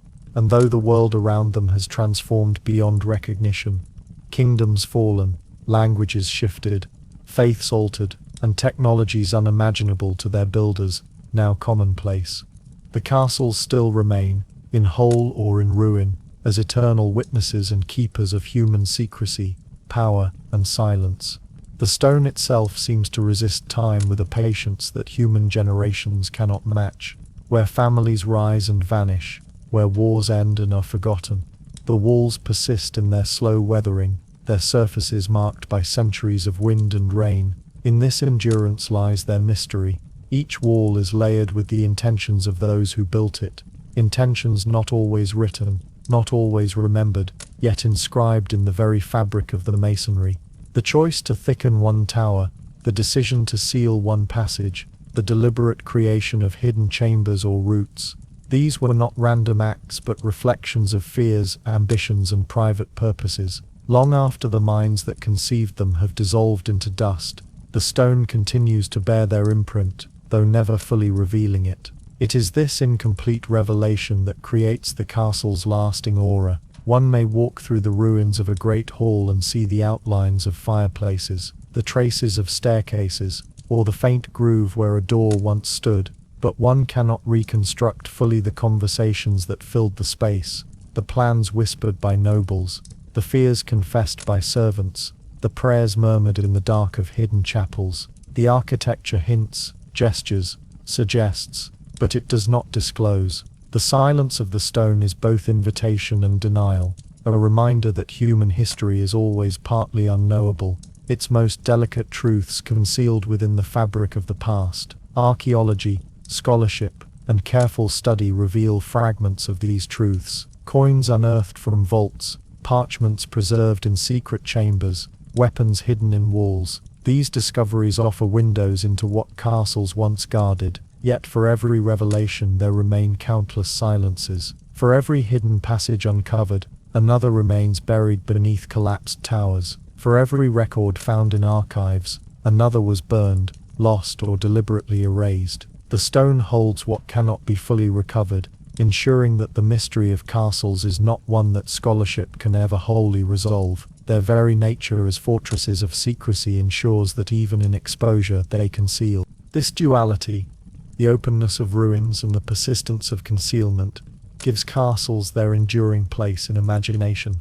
They are not merely historical structures but vessels of myth, tales of hidden treasures, ghostly figures walking through abandoned corridors, or lost heirs smuggled through secret tunnels persist, not because they are all true, but because they resonate with the truth of what castles were, places of deliberate secrecy, where concealment was as vital as display. Even in ruin, these structures suggest more than they reveal, inviting generations to project their own fears, hopes, and legends upon their stones. The timeless mystery of stone is also a reflection of human fragility against permanence. Those who built castles often intended them as eternal monuments to their power, yet time has proven otherwise. Dynasties crumbled, wealth vanished, and titles faded. Yet the stone walls, even broken, continue to endure, keeping intact not the grandeur of their lords but the silence of their secrets. In this way, castles stand as paradoxical memorials, less to the rulers who ordered them than to the enduring human impulse to conceal, to safeguard, to preserve something hidden against the erosion of time. When one stands today in a ruined courtyard, perhaps at dusk when the last light falls across weathered battlements, one feels this paradox in the air. The silence is not empty, it is heavy, layered with centuries of lives, lived and concealed. The stones seem to hold whispers, not audible, not literal, but sensed in the way shadow falls across broken windows, in the echo of steps on worn flagstones, in the coolness of air seeping from underground chambers. These impressions remind us that castles, even abandoned, continue to serve their purpose as keepers of memory. They hold within themselves what is no longer accessible, what can only be guessed at, what remains beyond the grasp of history. And so the story of castles is not simply a tale of military architecture, nor solely of politics, nor even of social life. It is also a story of silence, a silence built deliberately into their walls, preserved through centuries, and still active even in decay. Castles remain not only as symbols of medieval life, but as timeless structures of mystery, where what was once hidden is still hidden, and where every revealed secret only deepens the sense of what remains concealed. In this way, the castle continues to perform its ancient role. It guards against intrusion, not now with weapons or soldiers, but with the resilience of stone and the persistence of silence. It remains a fortress not only of walls but of memory, protecting secrets long after those who created them have vanished. And so long as the ruins endure, so long as their stones remain, they will continue to hold this role, eternal keepers of human secrecy, power, and silence, standing between the known and the unknowable.